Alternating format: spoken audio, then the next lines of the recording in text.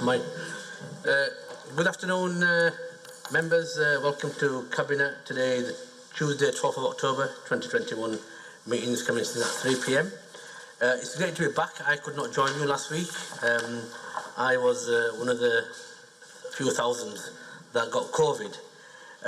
But I was well. Thank you for all the well wishes. I really missed my Cabinet. It's great to be back. Thank you for John for his nice text. I'm back, John, so you can fire away your questions. But thanks a lot for all the well wishes. I'm back anyway, so it's really great to be back. Membership of the Cabinet, we've got everybody here except for Councillor Naheed Mather, who has just become a grandmother, so she's with her daughter and her granddaughter, but she will be here tomorrow. We wish her and her granddaughter all the best. If you've got any declaration of interest, please fill the form in and hand them back to Andrea at the end of the meeting. We have got public, they are joining us online. Welcome to the public. Item 4, deputations and petitions. We've got Angela Howard, who is here online, who is going to do a deputation regarding Cooper Bridge, the item on the agenda. So, Angela, you have 5 minutes. Yeah, we understand that we are going through a technical process to get you connected. So as soon as we get you connected, say hello, and then we'll move forward.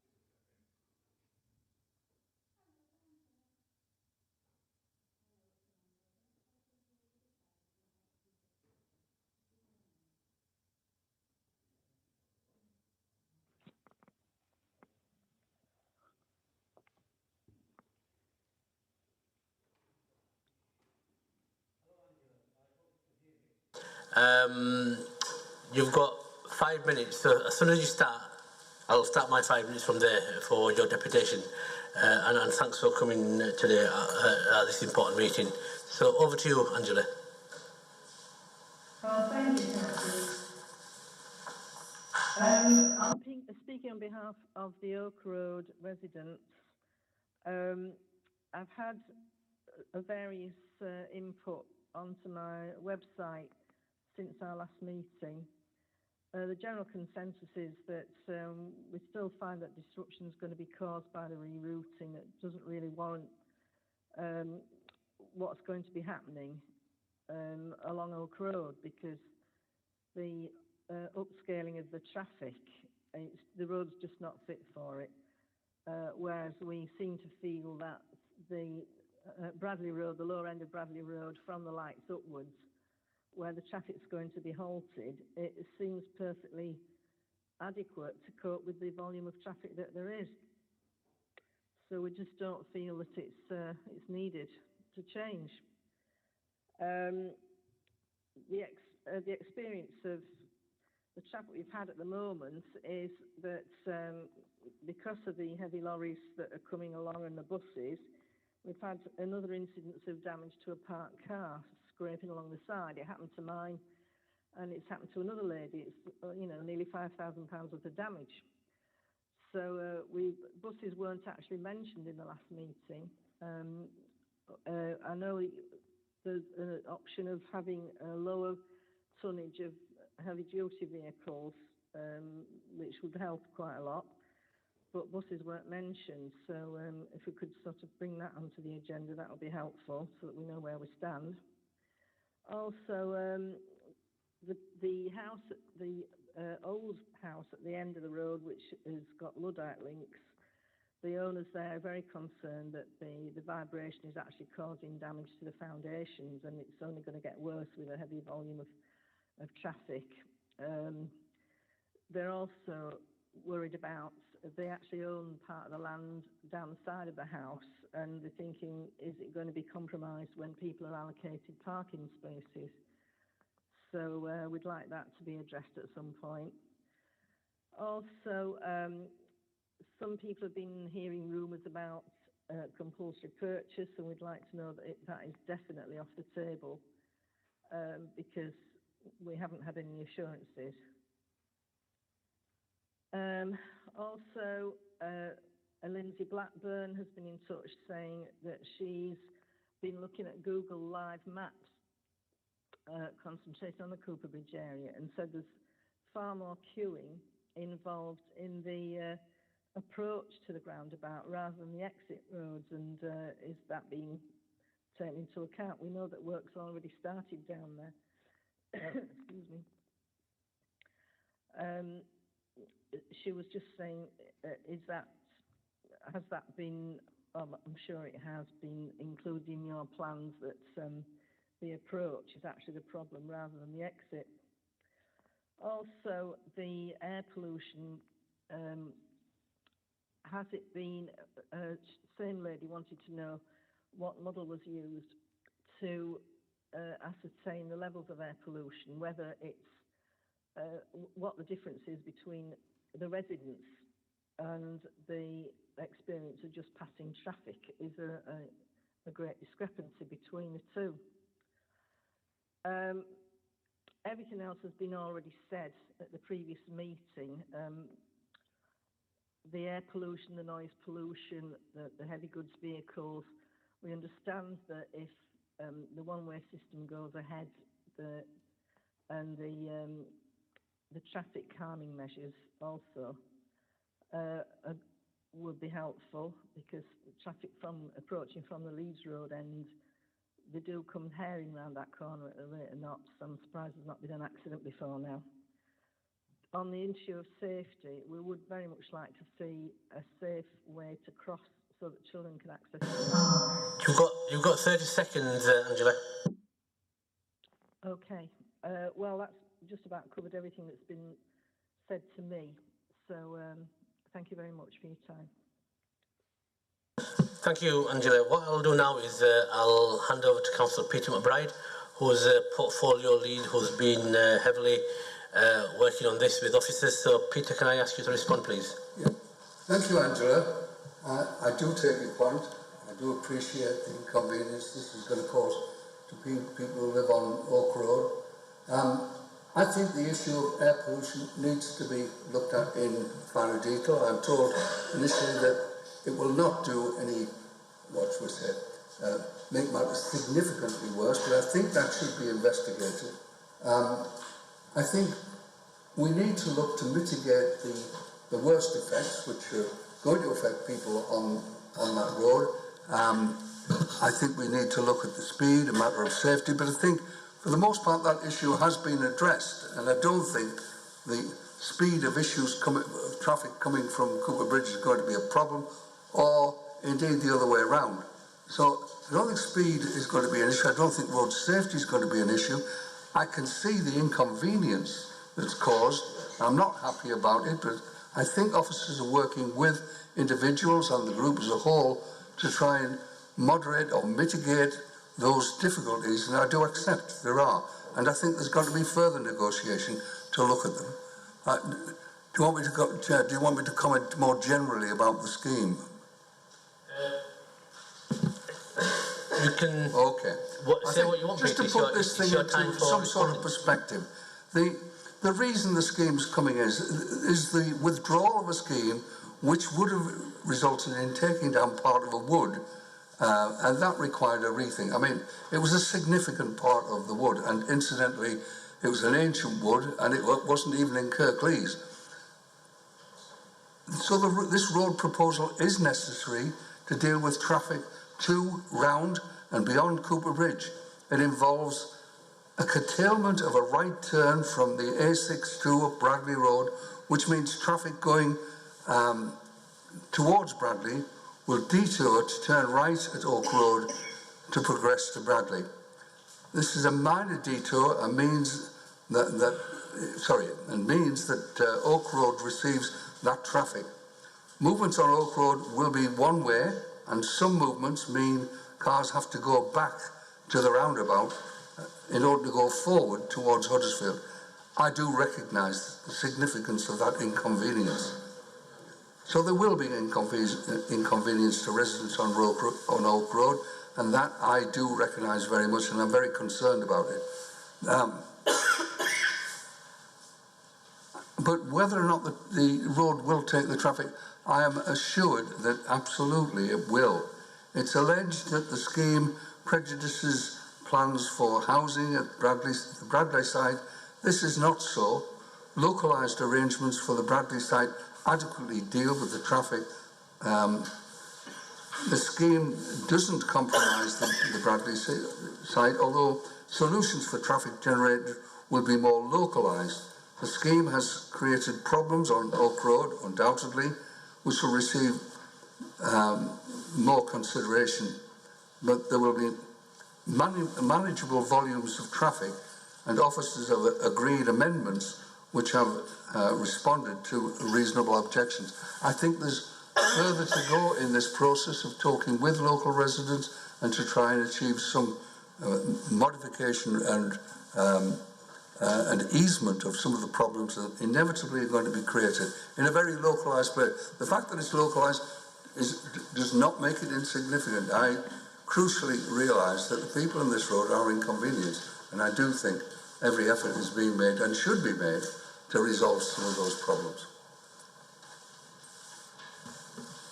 Thank you, Councillor Peter McBride. This item is actually on the agenda after the questions by members of the public, and we will be discussing this in more detail. And officers are here to actually go through every single detail, and I have advised everybody that we have to spend as much time on this as we can today, because we have to make sure that we get the right decision moving forward, and officers will be going through a detailed presentation. Once again, thank you, Angela, for your time and for your attendance. It's greatly appreciated that you've actually come out and raised your views and the issues that have been raised, which we take very, very seriously.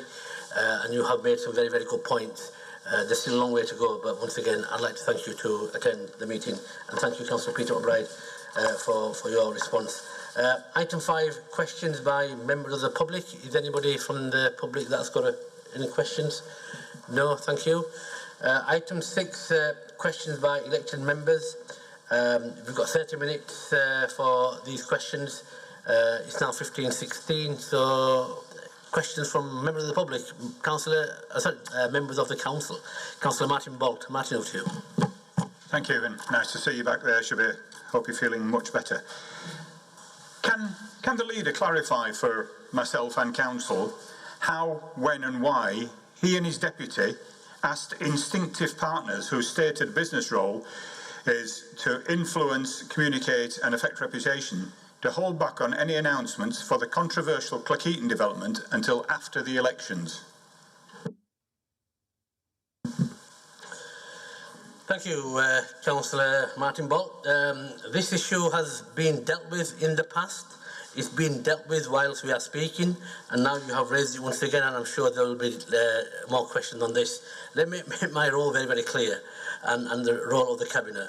Our role is to make sure that we bring in and we attract investment, any person that wishes to invest in this council, and we do not shy away from that. That is what we have a mandate for.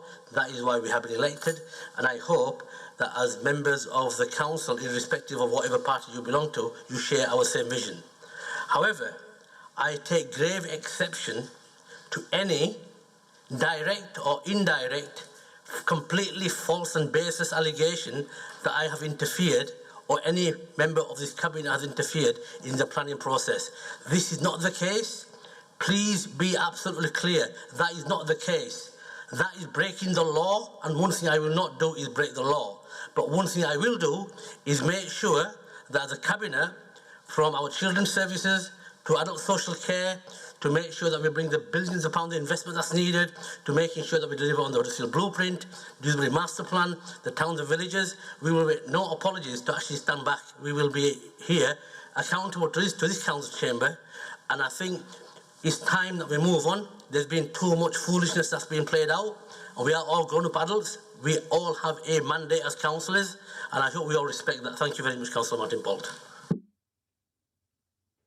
Thank you. And can I just make clear that the deputy I was referring to was April 2021, not the current deputy. I'll just clarify that. And I understand his strong feelings, but the reason why I asked that is because instinctive partners who are bringing forward this development were in communication with the council many times. Information has been released under freedom of information, so one presumes the council's issued it and therefore it's true. On the 20th of April, instinctive partners wrote to senior people in Kirklees and said, we also agreed with the leader and deputy leader's request that we hold back any announcements until after the elections.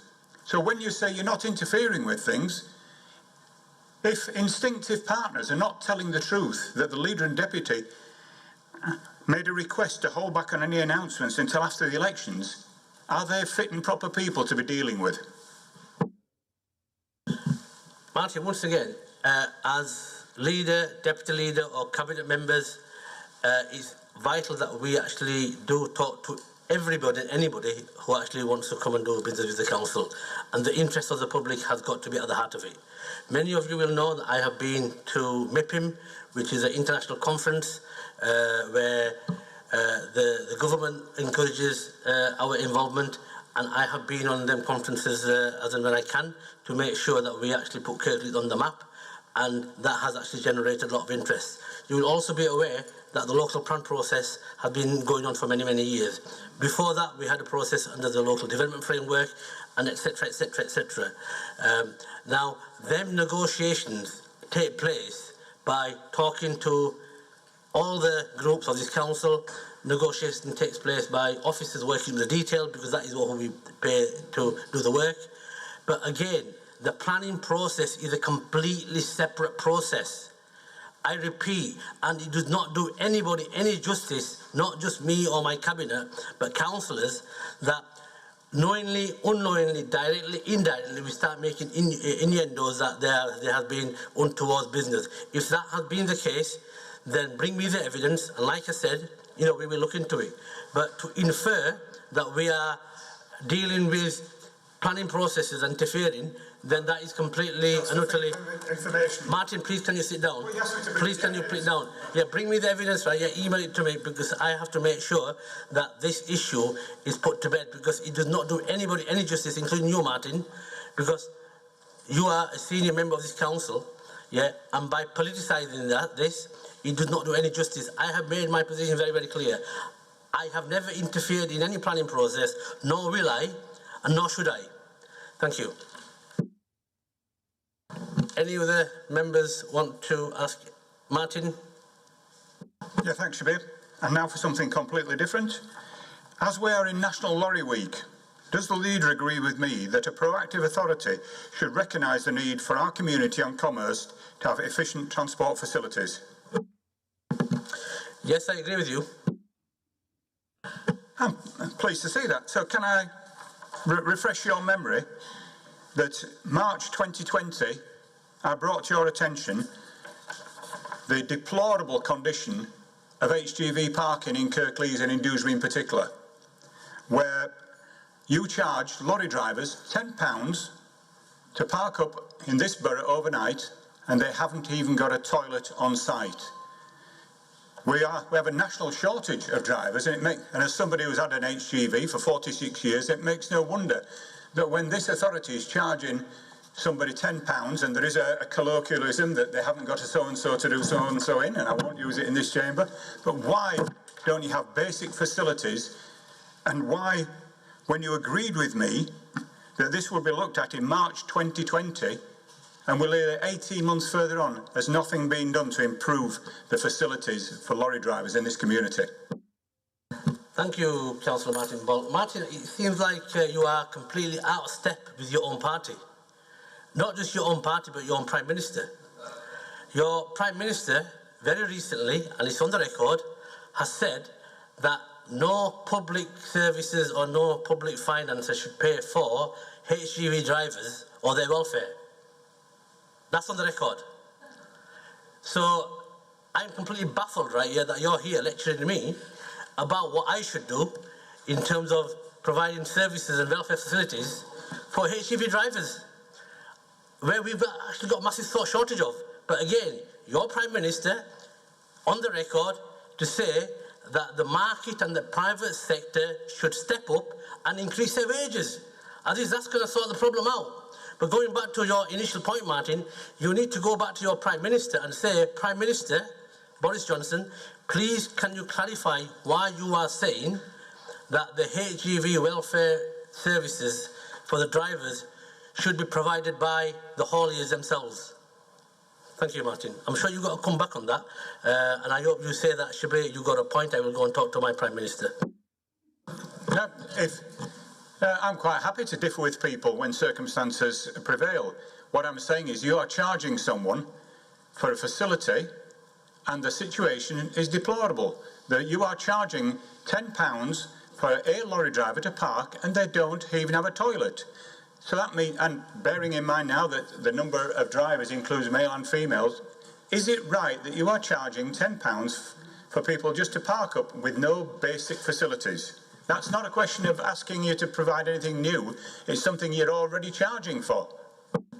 Martin, the saying that I have been brought up with is quit whilst you're ahead and don't dig deeper. And I think you're digging deeper, Martin. On this occasion, please put your hands up and say, Shabir, I'm sorry for bringing this to your attention, and I'm really, really upset, and I completely disagree with my own Prime Minister and my own party, because they should not have said that lorry drivers and hauliers should be providing their own welfare services. And maybe together we can actually go on the same platform and actually challenge the government to say that we need to do more. Thank you, Councillor Ball. I've got Councillor John Taylor. John, over to you. Thank you, Chair. I apologise for interrupting this Punch and Judy session, but I'm sure it will continue later. My question is actually for Councillor Scott, I'm afraid. I've asked this question before. I have a feeling I'll ask it again. But the Democracy Commission is something that I have been a part of and have been pushing and been asking questions at this Cabinet and at Council for a number of months now about when we're going to see some progress.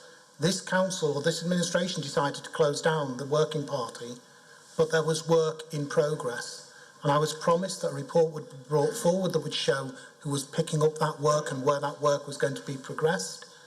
That was back in May. We're now in October. Still heard nothing. As suggested, we have another meeting of the members of the working group. We still haven't had a meeting arranged or had any contact about dates. Sorry, Cathy, I will keep banging on about this until we do something. Thank you. And I would feel lonely if you didn't. Right, okay. Okay, so I would feel lonely if you didn't bang on about it, Councillor Taylor. Right, so regarding the Democracy Commission, you asked the question last week at Cabinet, if I remember rightly. I did say I'd take it away.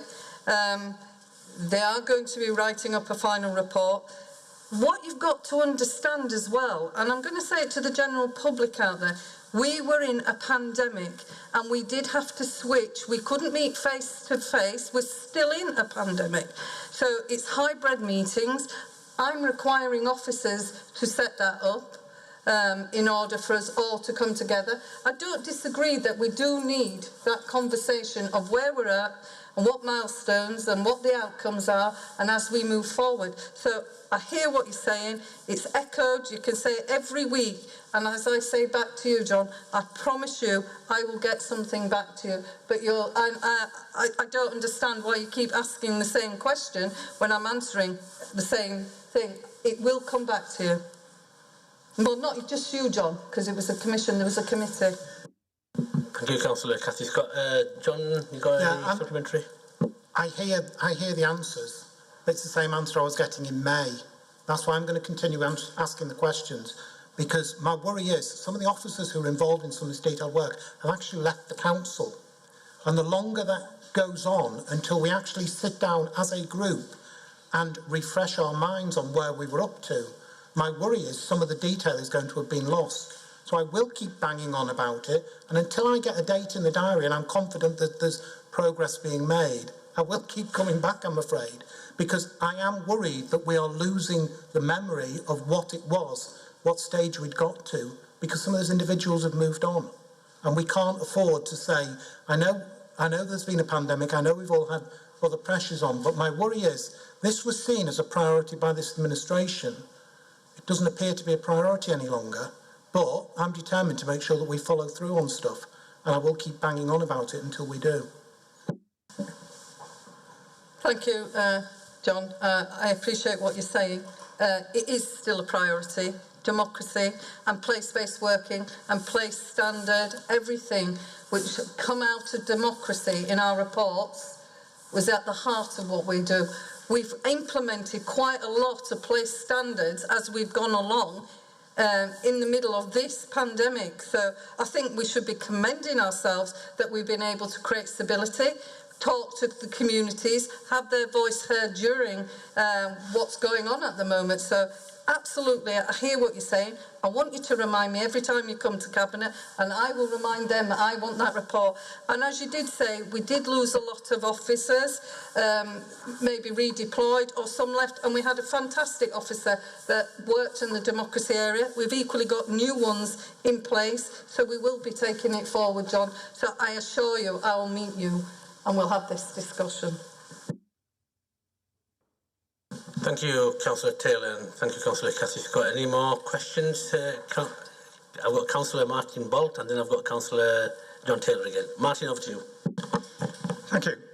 Can you tell me if you are satisfied that the council is doing everything in your power and in its power to ensure homes are available when possible for families if needed?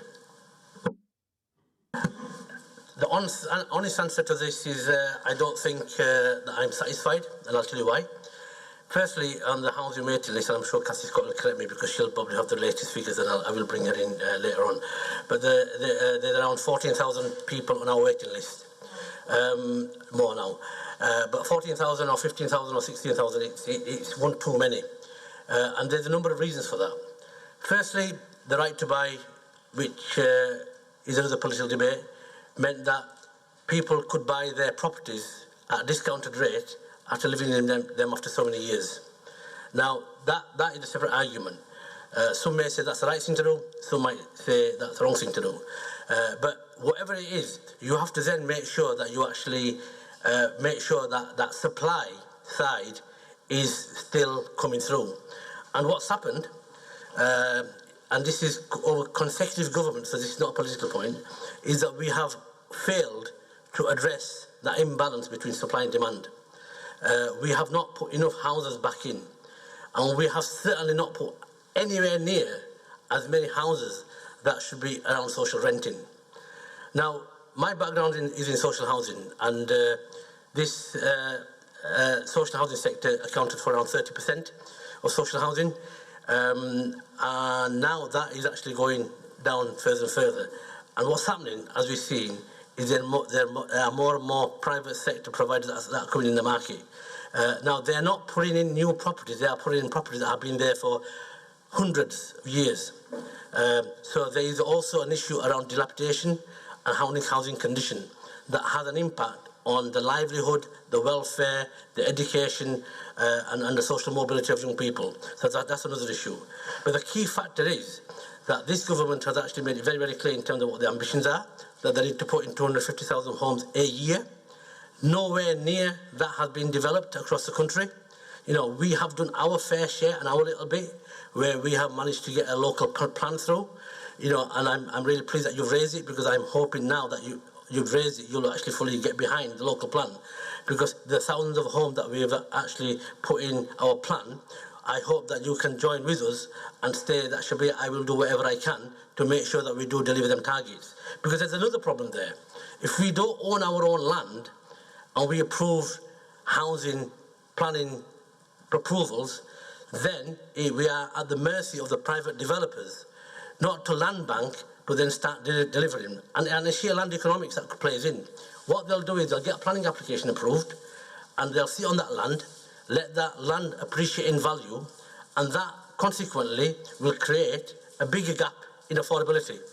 Now, I'm pleased that your government has actually brought in some measures, but not far enough in terms of making sure that the planning applications are only valid for a number of years, and then after that they've got to start building. But again, there are ways around that, there are loopholes around that, and the government needs to do a lot more in terms of making sure that they incentivise local authorities. Because I really believe that social housing, affordable housing, rented housing for families, for communities, where you can build new communities and new schools and create a vibrant future, prosperous local community, lies in the hands of local government. We've just been through a pandemic. The government did their bit, but the building of new schools, the building of new homes, the building of new factories, rebuilding the economy, who will it fall on, Martin? It will fall on local authorities like ours. And part of that is to make sure that we put the housing that is needed. We build the housing that is needed. We provide the 14,000 plus people that need a house, a warm, affordable home that they can actually bring their families and they can grow old in. So there's a lot there, Martin. I'm hoping that you'll agree with a lot of what things I'm saying, but we need to do a lot more. I don't think we are. The reason why we're not doing enough is because we do not have the tools, we do not have the resources, we do not have the commitment from national government. And again, irrespective of which government has been in power, they have all failed to grapple with the nettle. Thanks, Martin. I'm sure you've got a supplementary. Thanks. I do agree with you where you talked about the planning conditions, and maybe that's something that needs to be looked at within this council, because when it allows a developer of 166 home development to shift a bit of muck around and say that qualifies as starting, and Kirklees officers let them mothball the land for a lot longer, that's something internal. If this council is letting people say they are starting development just when they've moved some muck and called it a ramp. But I agree with you as well about the supply and demand, which was why I asked the question, because for some time this council bought on the open market a fairly substantial detached property with huge grounds called Rose Cottage at Cooper Bridge. It's on bus routes, it's adjacent to obviously our authority, Calderdale, ideal for work, a lovely family home. So given the supply and demand, why has it sat empty for so long, and why isn't it being used on a short-term let until such times as you decide if you're going to knock it down for the Cooper Bridge scheme? This could have been a family home for 2 or 3 years or more, and it's just laying empty, which I think is a waste. And from what you said, you agree with me? Martin, you failed to understand what I was saying, right? I'm not talking about an individual property in my ward or your ward. I'm talking about the whole of Kirklees. I'm talking about a national housing crisis, you know. And most likely, you bought a property up the other day, not last cabinet meeting, but the cabinet meeting before. I actually went to see that property in Dewsbury. And to be honest, that property is in the private sector. That property is somebody's property who's actually sitting on it. It's completely dilapidated, yeah. And unless the government gives us the resources, the money and the powers to take action, we cannot do anything. And you keep on banging on about what this council is doing. Well, I'll tell you what this council has done. We've got the local plan approved out of 5 local authorities in West Yorkshire, and we are putting where our money, where our mouth is. We are developing the new properties. We are making sure that we actually make sure that the gap between the rich and the poor is diminishing. And when you come here and bark on about an individual property, it shows your lack of vision, Martin. But if you want me to look at that property, I will do. Please come to me separately, and please don't politicise things which mean a lot to these people in this council chamber and outside in our communities. Thank you, Martin. Next question, please, John Taylor. Councillor John Taylor, sorry.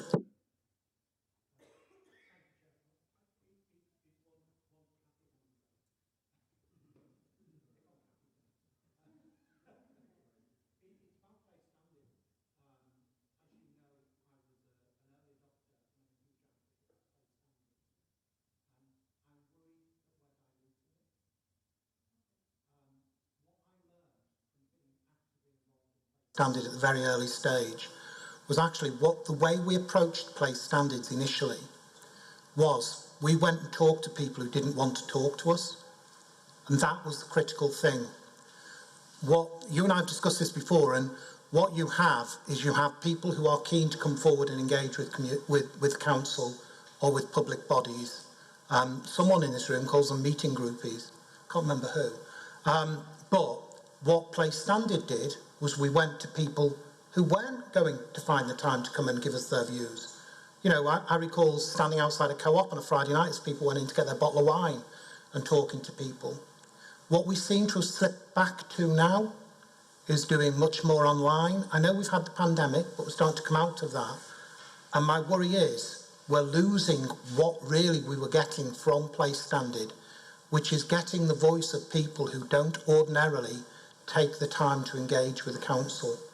And my worry is, unless we do something, a step change, to go back to the way we started and the principles we started with, we're actually letting down communities because we're only hearing those voices that we always hear, those people that shout, those people that turn up to public meetings.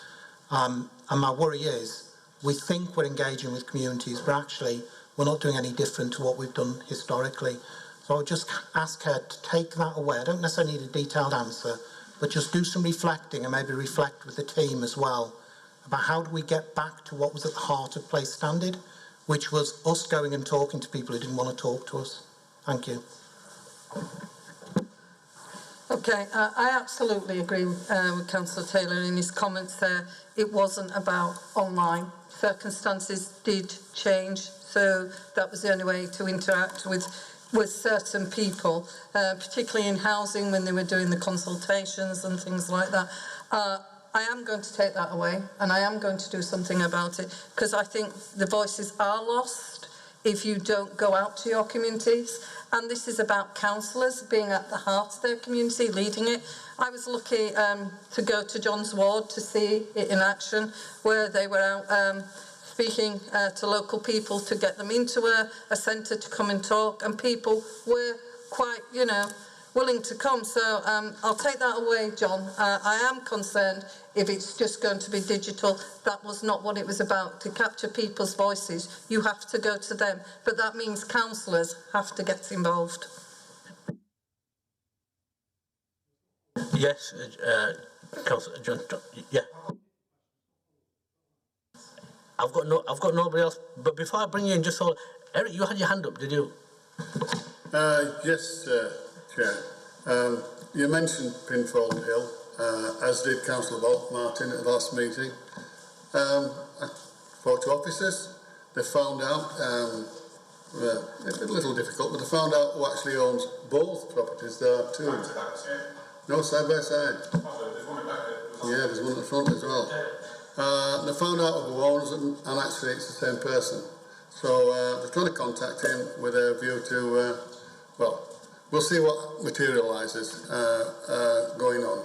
But I have done as you requested. Thank you, Councillor first. That's really useful. Councillor John Taylor. It's one for Councillor Simpson. No, stop picking on Cathy. But both when I last week, was it, went to Lindley at the launch of the Snow Dogs initiative by Kirkwood Hospice. I was surprised, if I'm honest, that there wasn't more involvement from Kirklees as a council.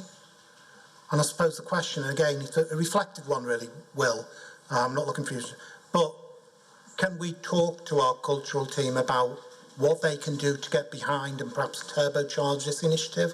So I think it's a fabulous opportunity for us as a council. And I think I was disappointed to see no officers there. I was really, really disappointed to see that you and I were there, and that was the only representatives from the council, and then you cleared off.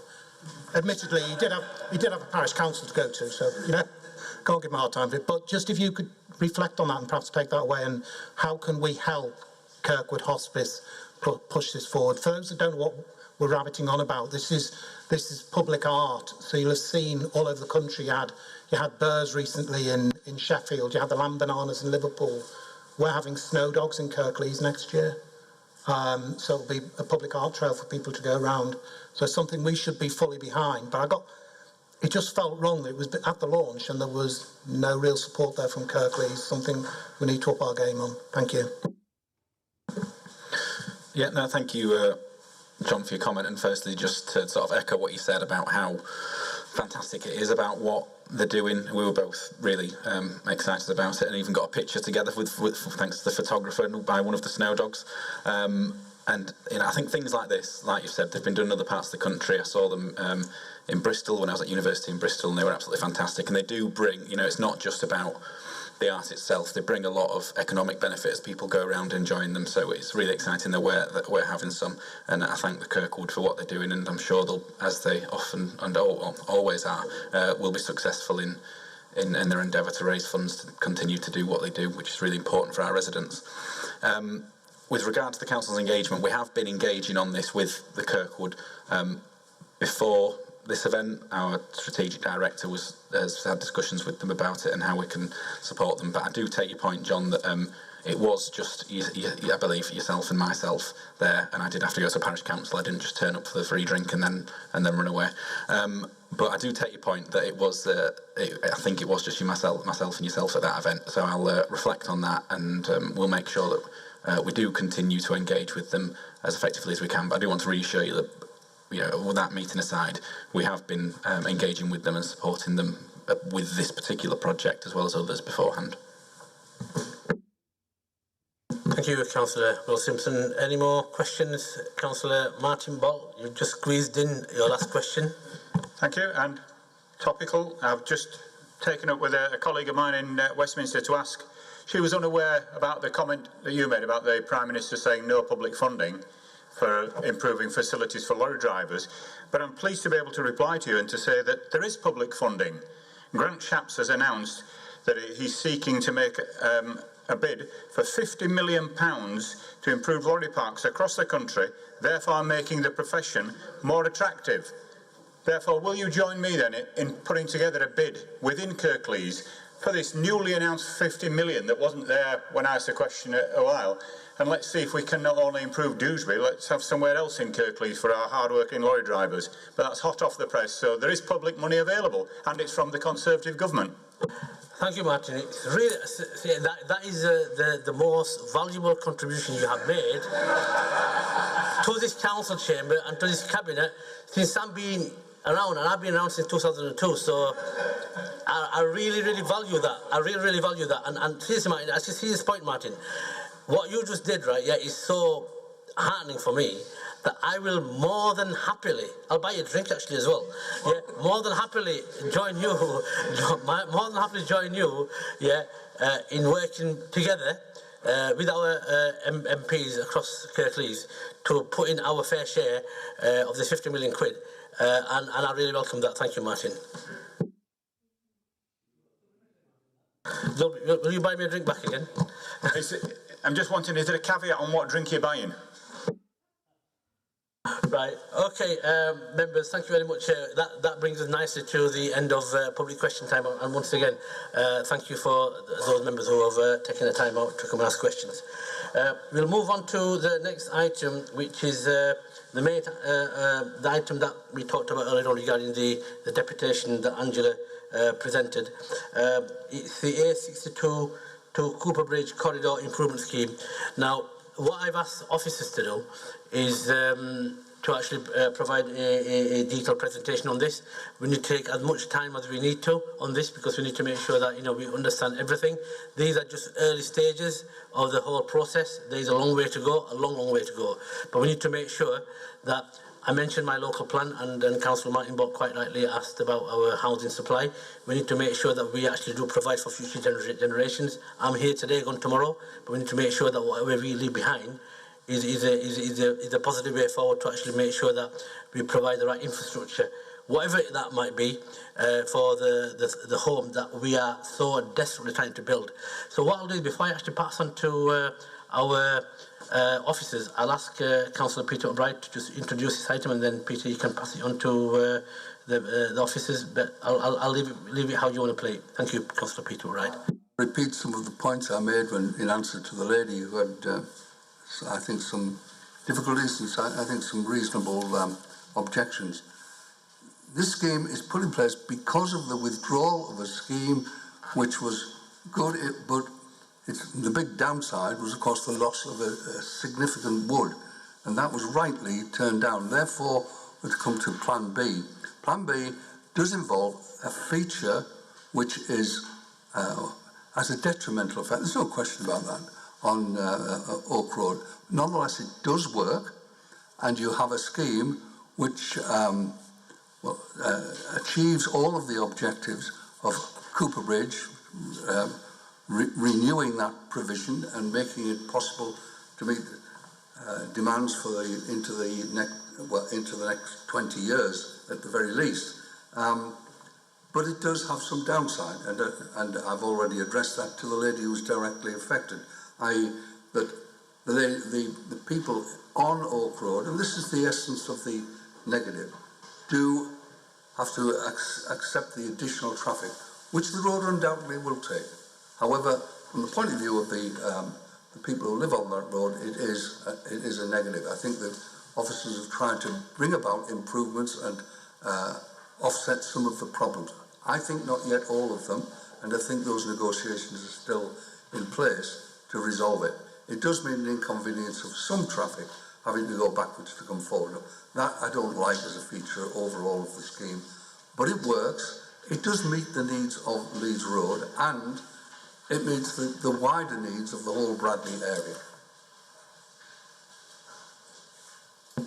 Thank you, Councillor Peter O'Brien. Can I ask our officers to take us through the details of what this means, right? And hopefully, right, that'll just refresh what is in the report, and if you've got some schematics that you can share with us, and obviously these are just very early feasibility study reports. There's a lot of water to go under the bridge, and there's a lot of talking and negotiation and consultation too. So Richard, I see you on my screen, so shall I pass you on to you, please? Thank you. Thank you very much. Thank you very much, Leader. Good afternoon, Cabinet. Good afternoon, councillors. Good afternoon, members of the public. Thank you very much for inviting officers this afternoon to present on the scheme. I'm here with two colleagues, Stephen Hanley and Sarah Kearns, both who've worked on the scheme and hopefully should be able to help us answer some of the questions today. I prepared a relatively short presentation, which I will share on the screen and go through with now with you all.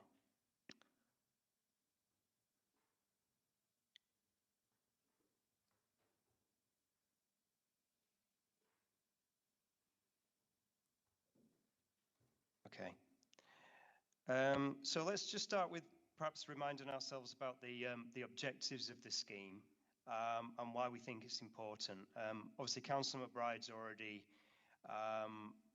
gone through some of these with Cabinet today, but primarily we're looking to relieve congestion, improve journey times and journey reliability. And importantly, this is a main bus corridor as well. So those improvements do come not just for the car, but also for public transport through this route. We're also looking to support economic and housing growth. Sorry, Richard, could I just stop you for one moment? Could you possibly put your presentation onto full screen mode so that we can present that properly on the webcast? Yeah, of course. Is that okay? Perfect, thank you. I do apologise. Okay, and we're looking to support economic and housing growth. And so we know that the traffic conditions in this area are already challenging, and we've got planned growth in the local plan that we're also trying to deliver. And that's part of the rationale here. We're trying to increase capacity in this constrained area to help us deliver some of that growth for the future. We're also looking to improve road safety through good highway design at the same time, and also improve pedestrian and cyclist facilities to encourage more use for active travel at the same time. And we're also looking to support the improvement of air quality. It's important to note, and it's in the Cabinet report itself, the scheme is funded by the West Yorkshire Transport Fund. So it's administered by the West Yorkshire Mayoral Combined Authority. And that means we have to go through certain stages and gateways in order to go through that process and draw the funding down. So just a little bit about the background. In 2018 and 19, the Council held a public engagement on 3 potential link road options. Those would have provided a new road between Bradley Junction and the A64 Wakefield Road. The Wakefield Road section is the section that goes up to the motorway junction, where there's extensive queuing at peak times. Officers carried out significant amount of option appraisal work on those concepts, and whilst there was some support for those schemes, concerns were raised about environmental impacts, particularly the loss of ancient woodland. And due to those issues, work then began on online options, which we mean by that work that's focused on the existing highway corridor itself and improving that, which has far less environmental implications than the earlier larger options that we were looking at. And again, the aim was to maximise the capacity of the existing network. So we've considered lots of options in getting to where we've got to.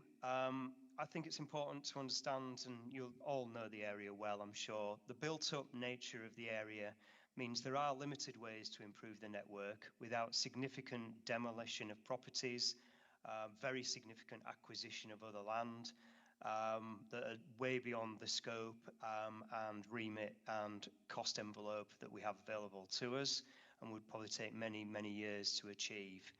So we've looked at, for example, in some of the options we've looked at Cooper Bridge itself, where we all know we've got significant capacity issues.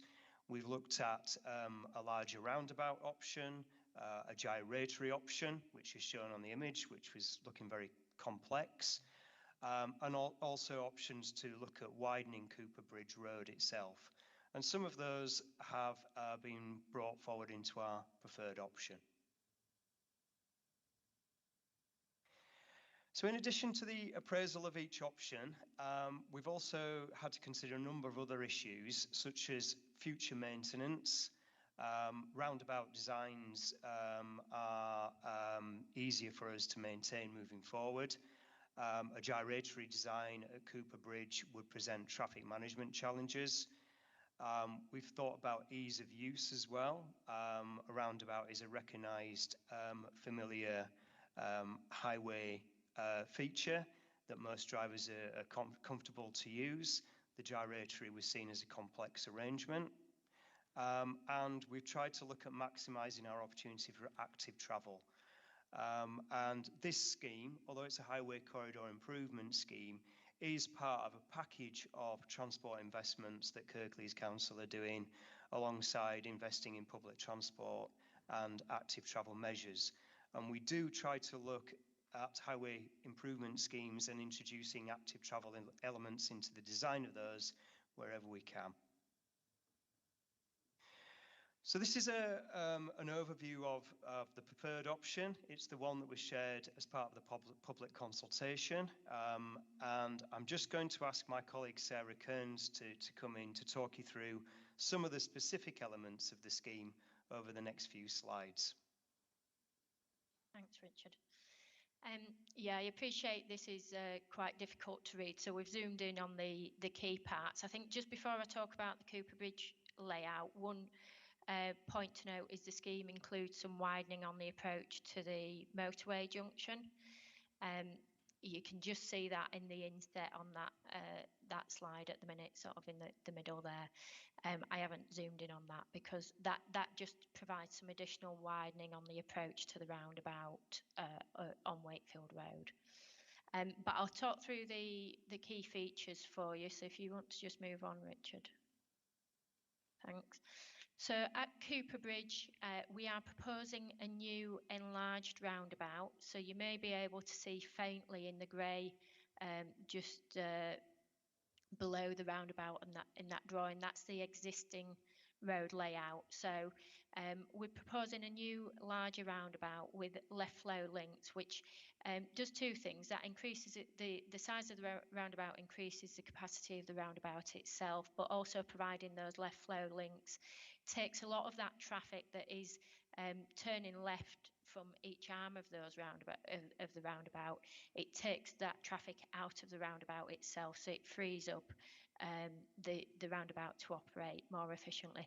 We are also sort of to the east of the roundabout towards the Stocksbank junction.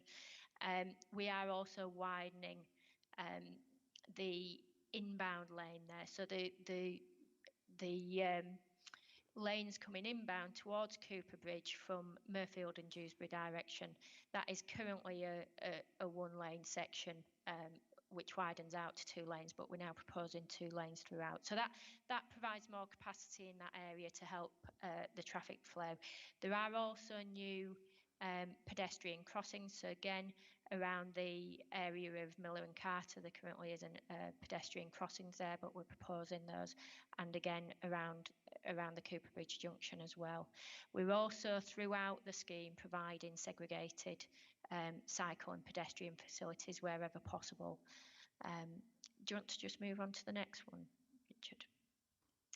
We're also, having considered options that both included and excluded widening of Cooper Bridge Road, we've concluded we do need to widen the road between Cooper Bridge and Bradley Junction. So the section of road that comes from Cooper Bridge up to where it crosses just over the canal and river, we're proposing to widen that. Those of you familiar with the road will realise that's currently 3 lanes wide, with 2 lanes outbound and 1 inbound. We're proposing to widen that to 4 lanes, again to provide that additional capacity between the 2. And again, that has the segregated cycle and pedestrian facilities throughout. That will involve widening of the 2 railway bridges and the bridges across the river and canal on that stretch. And then at Bradley Junction, so what we've determined, if we make the improvements at Cooper Bridge, that also has to be matched with increased capacity at Bradley Junction to help that flow of traffic through the entire section of the A62 corridor. In this area, we have there's a range of improvements. The first is widening of Combridge Road on the approach to the Bradley Junction. So that's the road to the south in the top right hand corner of that diagram. We are also at Bradley Junction itself proposing some changes to manoeuvres. So I know Councillor McBride touched on the proposal to ban the right turn. So for traffic travelling from Cooper Bridge that turns onto Bradley Junction, that is proposed to be banned in this option. To compensate for that, we are widening Leeds Road between Bradley Junction and Oak Road to provide some additional capacity, and changing Oak Road to a one-way street to cater for that right turning traffic that can access Bradley Road from that route. Again, there are a range of improvements to the pedestrian islands and such like, and pedestrian and cycling crossing facilities and facilities in this area. I think that's probably the key points to cover on that. Thank you, Sarah. We have consulted on that scheme. The consultation was in June and July this year, and we've gathered lots of feedback from that consultation and the impacts for car users, cyclists, walkers, residents and businesses. A copy of the consultation report is attached to the Cabinet report itself as an appendix. Generally, views on the proposals were that generally accepted that existing conditions for car users, cyclists and walkers is generally viewed poorly at the moment. People are generally positive about improving the location for car users, cyclists and walkers. We also attended the Economy and Neighbourhood Scrutiny Panel on the 24th of August, and the recommendations of the panel are noted here. That the panel notes the key concern of residents on Oak Road and recognises the importance of these concerns being understood and responded to as the scheme develops. Clear metrics are needed to understand the benefits the scheme brings.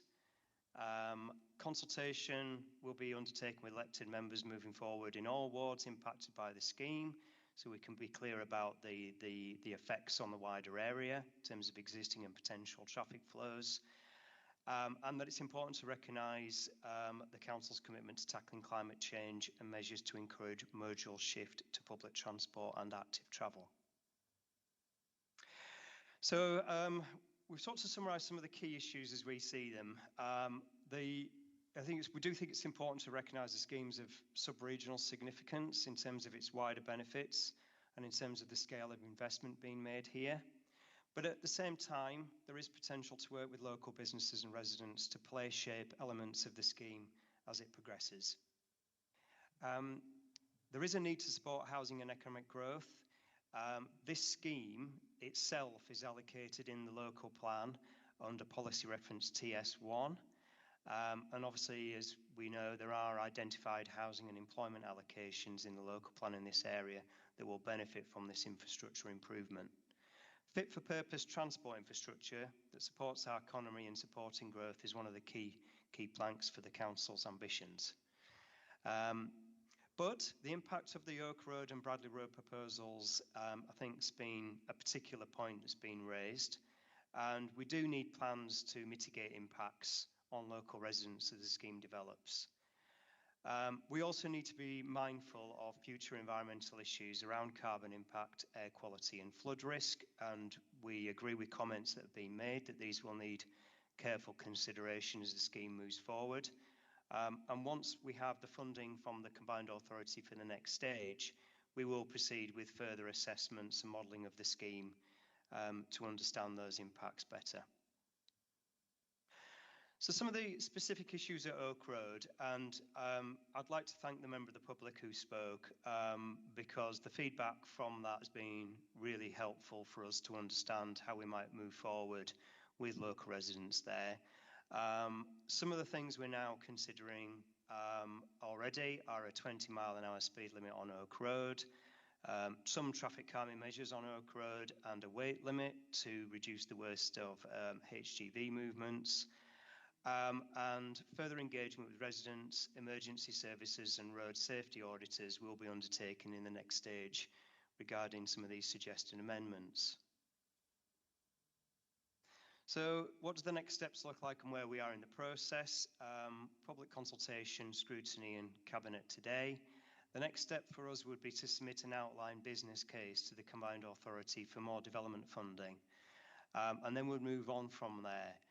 That would allow us then to work with residents and businesses in early 2022 onwards to fully understand issues, work together on mitigation and formulate our final designs. And we do have a considerable amount of time for that to happen. And in summary, this is not the final decision on the project. The submission of the outline business case will allow further work to commence. As I've said, the scheme is of sub-regional significance, but we can work with local business residents, and we do have some time to do that now. There is a need to support housing and economic growth in Kirklees, and our view is that doing nothing is not a realistic option. It's allocated in the local plan. We will keep listening and responding to residents' concerns. We do believe there's an opportunity to work with local residents to refine the design, particularly in and around Oak Road and Bradley Road, as the scheme develops. And progression to the next stage will allow us to understand some of the environmental impacts of the scheme in much more detail as we move forward. So I hope that presentation is helpful for Cabinet members and members of the public today. And if you'd like us to answer any questions, the team are here and available for that. Thank you. Thank you very much, Richard, and your colleague for that excellent presentation. Brings out a lot of the salient points in the report. I've got the ward councillors who are also on the line. Councillor Harprick Uppal, Councillor James Homewood and Councillor Amanda Pinnock. I understand that you want to talk, so what I'll do is I'll invite you individually. So, Councillor Harprick Uppal, over to you. Okay, thank you, Chair, and I hope you can all hear me okay.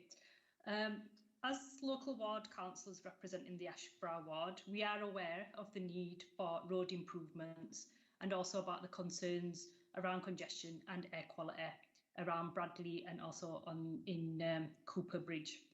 Angela has raised her concerns on with regards to residents on Oak Road, and James, Amanda and I did meet with residents on Oak Road a couple of months ago with over 30 residents who raised their concerns with us. Amanda will cover some of the concerns around Oak Road when she speaks, but quite clearly there are serious concerns from local residents in relation to the impact that this small residential road will feel due to this big strategic scheme.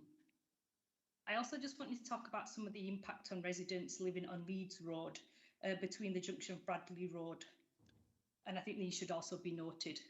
They will no longer be able to access their property from Cooper Bridge direction and will have to turn into Brooklands, which again is going to cause quite a lot of inconvenience for those residents.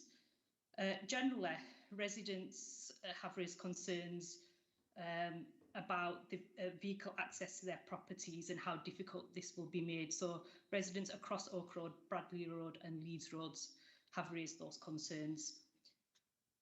There are also concerns that the work that is being done to reduce poor air quality will be undermined due to the traffic queuing to get onto Oak Road. We do welcome the inclusion of walking and cycling infrastructure. However, this does need to be holistic and joined up, and it needs to take into account existing infrastructure and planned improvements. The need for public transport improvements to reduce the reliance on personal vehicles also needs to be considered.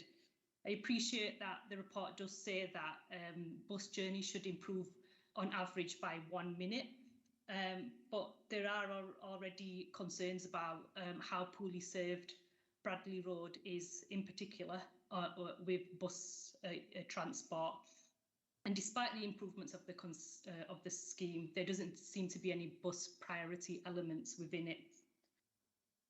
Of course, this is a huge investment for Kirklees. We're talking about 70 million, and that in itself, you know, of course that's big, but that in itself isn't enough. It must be the right scheme, and it must be a good scheme for the borough. I appreciate that a number of schemes have now been looked at, and I understand this might be up to 30 different schemes have been assessed, although we haven't seen the detail of all of those, so I can't assess the veracity of them. But quite clearly, as members, local members, and a number of local residents, we have real concerns about the impact this is going to have on Oak Road and some residents on Leeds Road and Bradley Road. And we really ask that Cabinet have a look again at this. We're also a bit concerned about whether the current scheme that is being proposed, whether that would meet the demand for future housing development in Bradley. We've got two large schemes coming via the local plan, and given what we were told previously about proposed schemes, I'm not sure this would meet the demand. One of the key highway principles for West Yorkshire transport funded schemes is to balance strategic need against local concerns. We're not clear that is happening at the moment. I would welcome the comments and meetings that we've had with officers. We thank them for that. We also thank Councillor McBride for the engagement that he's had with us as ward members. But as Councillor McBride has said himself, he believes some of the residents in Oak Road have reasonable objections. He's also said that this will be an inconvenience, and I feel like it will be more than an inconvenience as well for those residents. What I do ask is that we must continue to engage with those residents in Oak Road, because for me, this doesn't feel right at the moment, the way the scheme has been drawn up. Thank you very much. Thank you, Councillor Harpy-Uppal. Very well put together, and once again, I'd like to thank you to come to Cabinet and raise your concerns for your local residents, and we value that. And one thing you said was that we must continue to talk to everybody affected, especially on Oaks Road. Can I bring Councillor James Holmwood in now? Councillor James Holmwood, over to you. Okay, thanks, Chair. Yeah, thanks for the opportunity to speak on this. Councillor James, can you just put your video on, please, so we can see you if you have video available? Yeah, go on then. Hang on. There you go. Hopefully you can see me okay. Sorry, just trying to work cameras and notes at the same time on the same device isn't always that easy. So thanks for giving me the opportunity to speak, Chair. I think you already heard from my colleague Harpy and also from Angela about the problems here, and I share their concerns. And I'm particularly looking here at the impact around Leeds Road, Bradley Road and Oak Road, and the detrimental impact I believe that'll have on residents. And that's my main objection, really. It's not to the wider scheme around Cooper Bridge, it's to that specific locality. My kind of thoughts on it is that I can see how, based on kind of models and algorithms, we've ended up at this this scheme that uses Oak Road as basically a small single track road becomes a through road between Leeds Road and Bradley Road. I can see how maybe on paper that's come about. But what I really think is that in terms of us as elected members and you as the Cabinet, I think it's really your job to scrutinise this and look at, does that really stand up to as what Councillor Uppal was saying, that benefit outweighs this detriment that it's causing, and just applying a little bit of common sense, I think, really, in terms of how we're building these schemes. I really just don't think the use of Oak Road is the right solution here, and I'll go into a little bit more detail on that. But overall, I just think that the impact will be very significant on those residents locally for the reasons that Councillor Uppal explained. And I also have the same issues that she raised around us going backwards on air quality issues. And I think that the first big element of it to me, and the bit that I'm concerned about, and I just haven't really had any kind of assurance from officers on this, is what seems to be being proposed and predicted here based on modelling is that the amount of traffic that currently comes from Cooper Bridge and goes from Leeds Road onto Bradley Road is suddenly going to fairly significantly reduce once this scheme's implemented. And if you look in your report, I think it's 3.1.23, it just says traffic will reassign across the network. And I just want to understand on what basis that is. I've asked the question a number of times. I'm just told it's a model, that's what we use. But my kind of common sense assumption on that would be, if you improve the road network, presumably the idea would be that reduces traffic times, so that increases people wanting to use that road. So unless the change to use Oak Road as the main route between Leeds Road and Bradley Road actually impacts and makes journey times worse for that particular journey, why would the number of traffic vehicles using that road reduce so significantly? And of course, if more traffic does use that route, that's when we get into the problems of large numbers of queuing cars on Leeds Road. And of course, the council's done a massive amount of work to remove that as an air quality zone at the bottom of Leeds Road. And I'm very concerned that we're just going to create a new air quality management area at that top bit of that section of Leeds Road. So I'd really like to understand a lot more on that. It just doesn't seem right to me. I don't understand where these vehicles are going.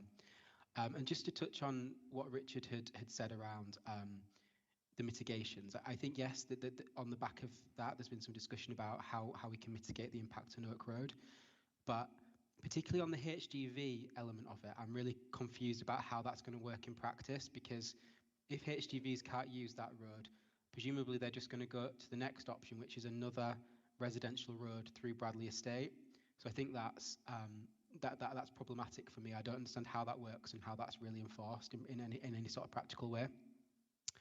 And just kind of following on to my kind of final bigger point on this, Chair, I think it's around what is the overall strategy for this and strategy for the area, and how does it all work together in terms of housing development and other road infrastructure developments?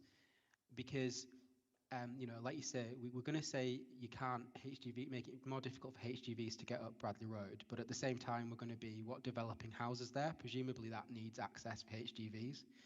We've also recently had a development at the Bradley retail park, where we've got a new factory that's been built there. One of the reasons why that was put there was because of access for HGVs to Cooper Bridge. So to me, that doesn't seem coherent with that idea.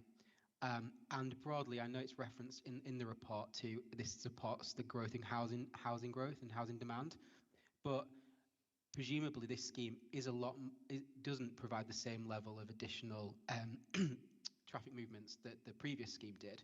So how does that leave us in terms of housing development? And I note that currently there's only one scheme for 220 houses at the top of Bradley Road that's been objected to by Highways England on what grounds I don't quite know yet. But if Highways England are already objecting to that, it feels to me that there's quite a long way to go in actually bringing this all together into a master plan for the area. And that's what was promised by Cabinet, that there'd be proper master planning. And I don't think that's happened yet. And this scheme doesn't seem to be being considered in a master plan for Bradley overall.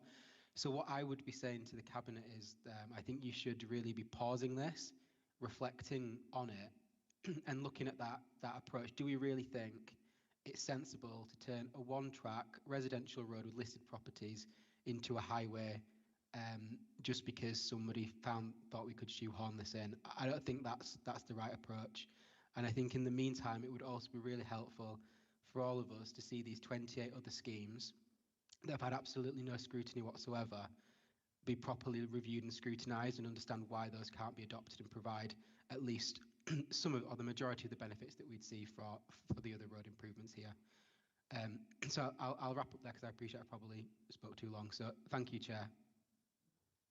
Thank you, Councillor James Homewood, and you're more than welcome to come back in if you want. And like I said at the beginning, that we want to make sure that we cover as much as we can and bring out as much information as we can.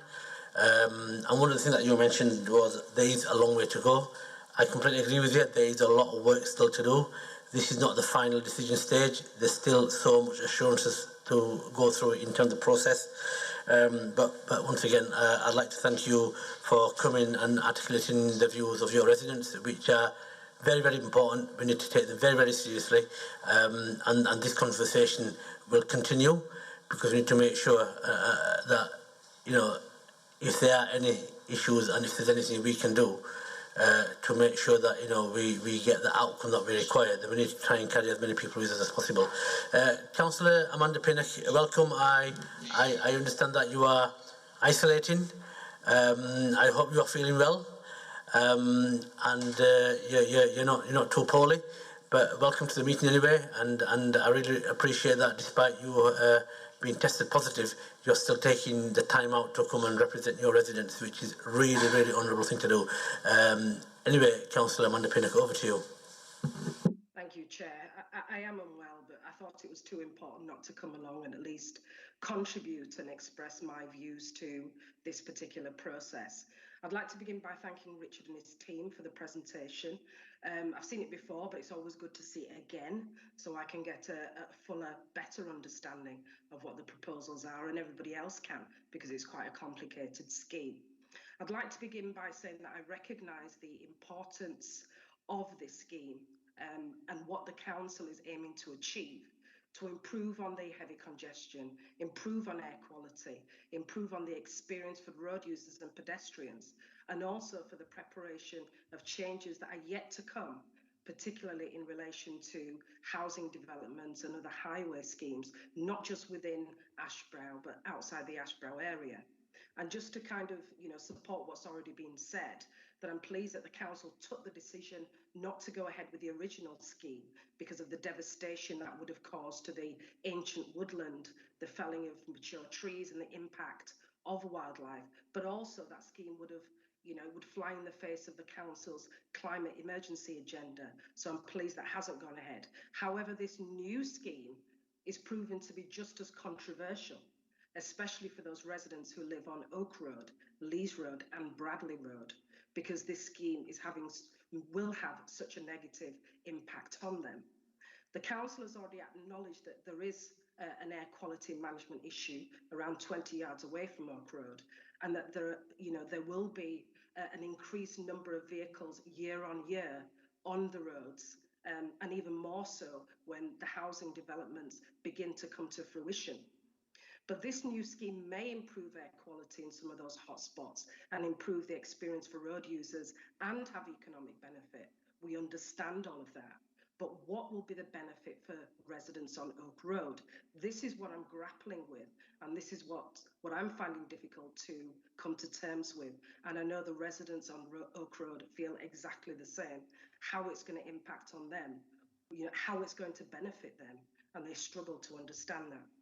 For those people who are not familiar with Oak Road, it's a small, narrow road. Although it's a two-way road, two cars can't pass at the same time. I use this road regularly. So it may as well be a single traffic road. It's already busy. We have cars, we have buses, articulated lorries.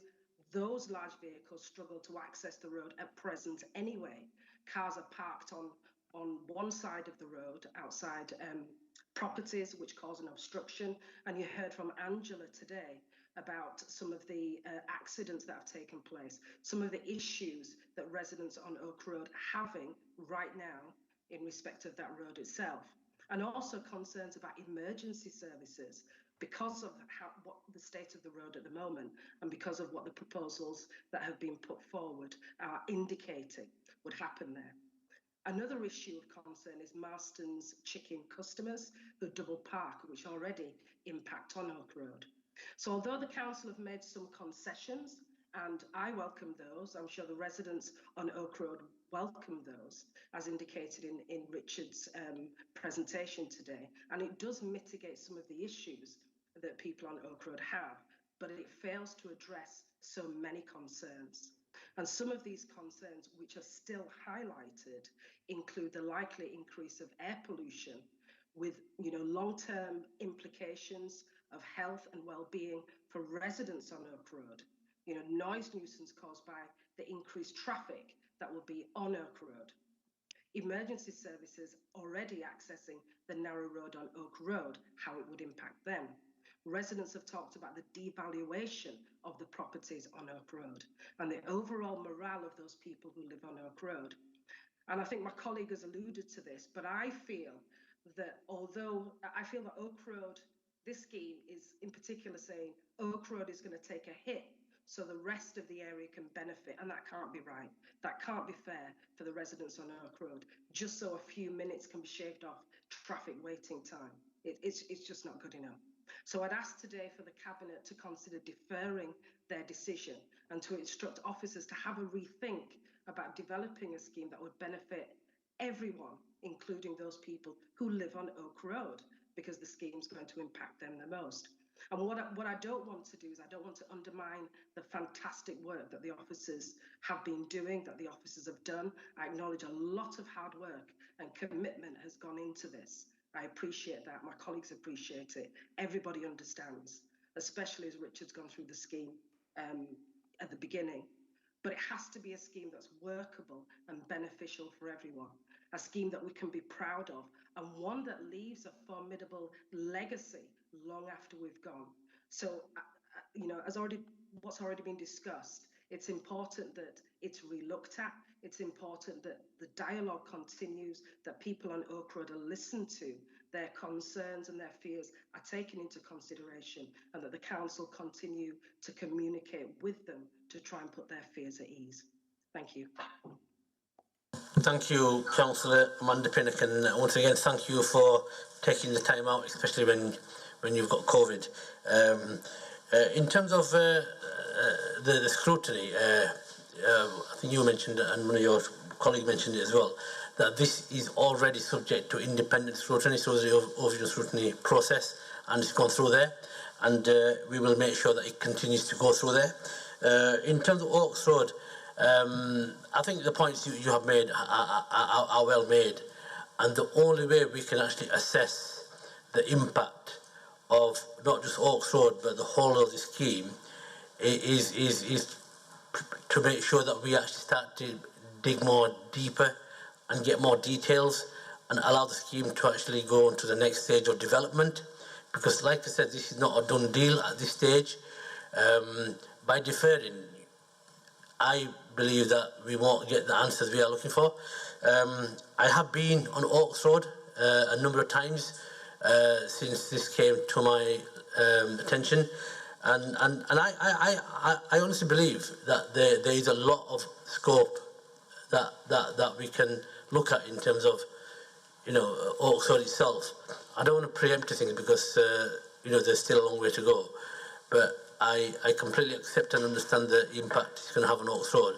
But going on site myself and having a look, a lot of things can be explored, and I will make sure that officers do explore things to make sure that, you know, we get something that's workable.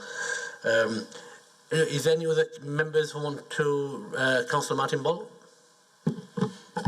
Thanks, Shabir. As one of the other ward members affected, it's something that's given me concerns, and I've been at the meetings with the Ashbrow councillors and heard what residents have said, and I'm sure they will echo also that whilst Oak Road is the one that's been given a lot of focus, Leeds Road and Bradley Road are also affected in a great way in that area, and nothing in the presentation.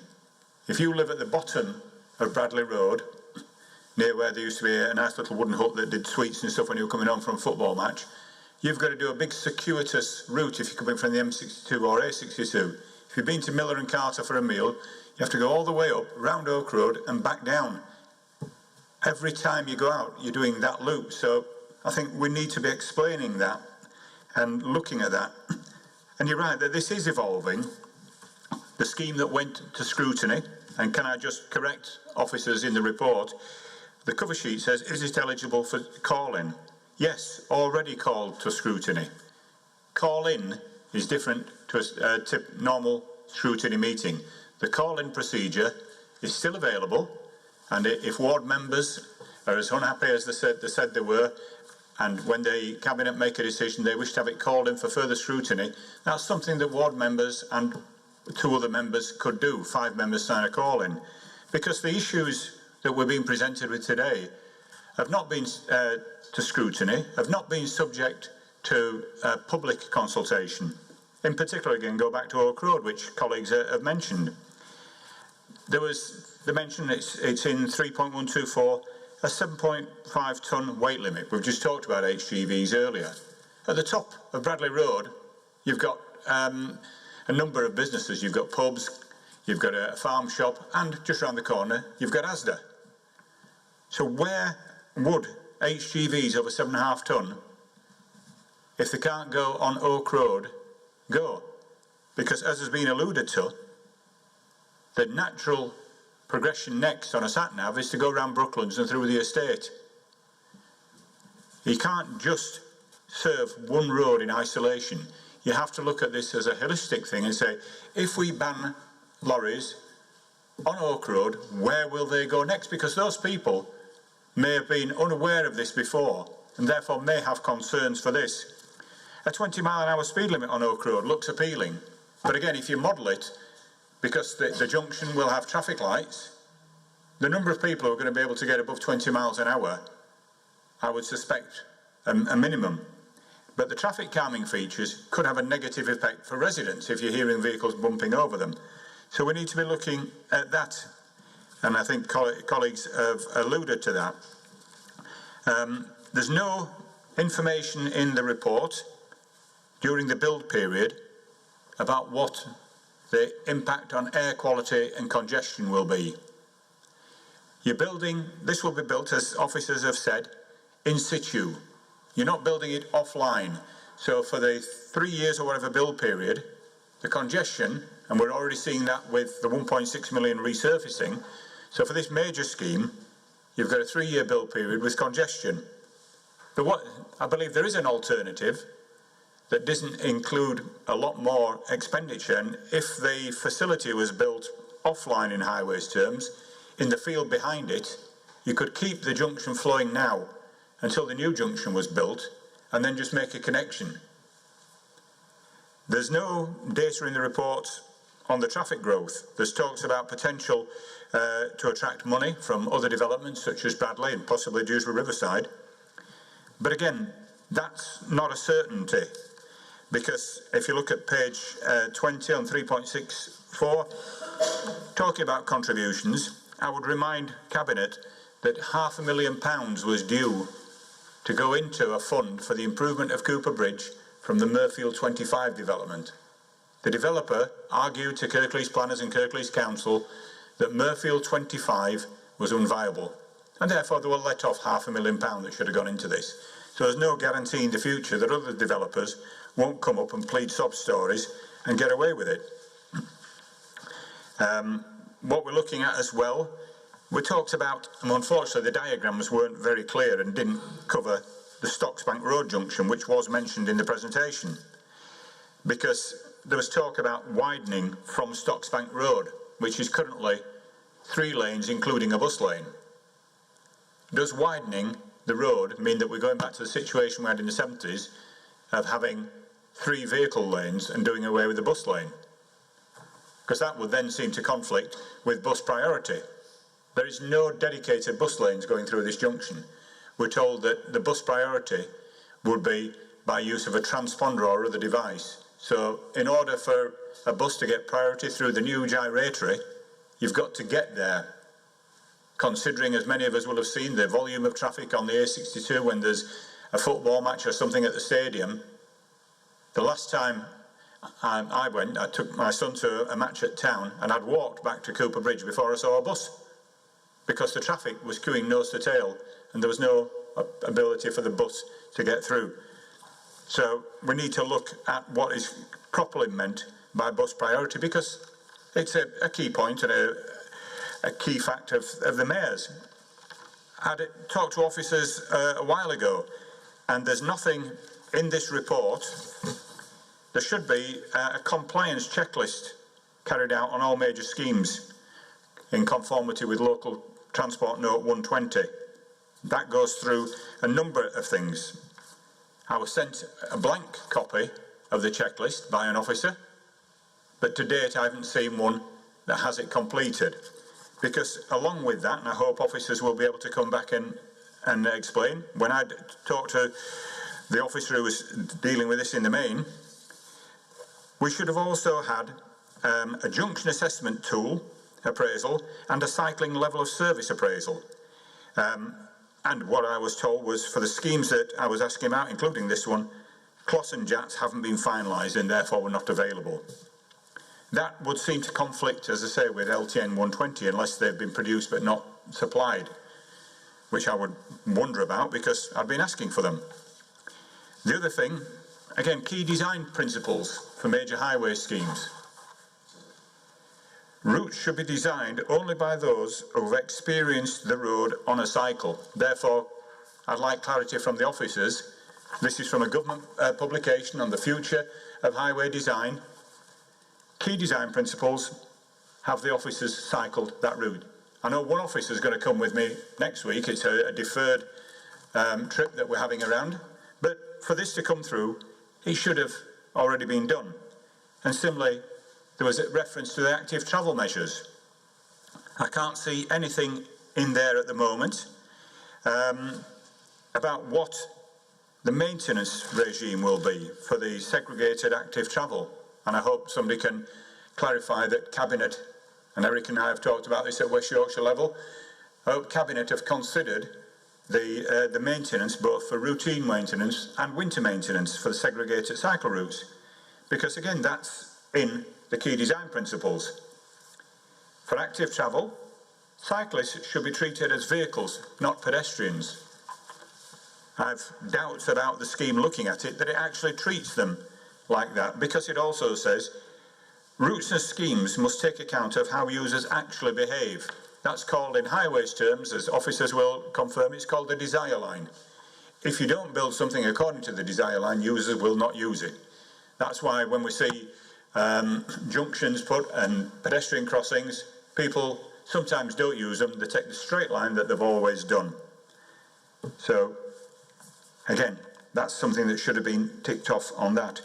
And the routes must feel direct, logical and intuitively understandable.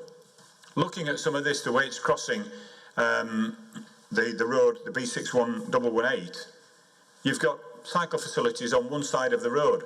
So if somebody's coming along the other side of the road, they're expected to cross the road, cross side roads and cross lots of other things, which is not intuitive and direct. Therefore, the scheme may fail on that.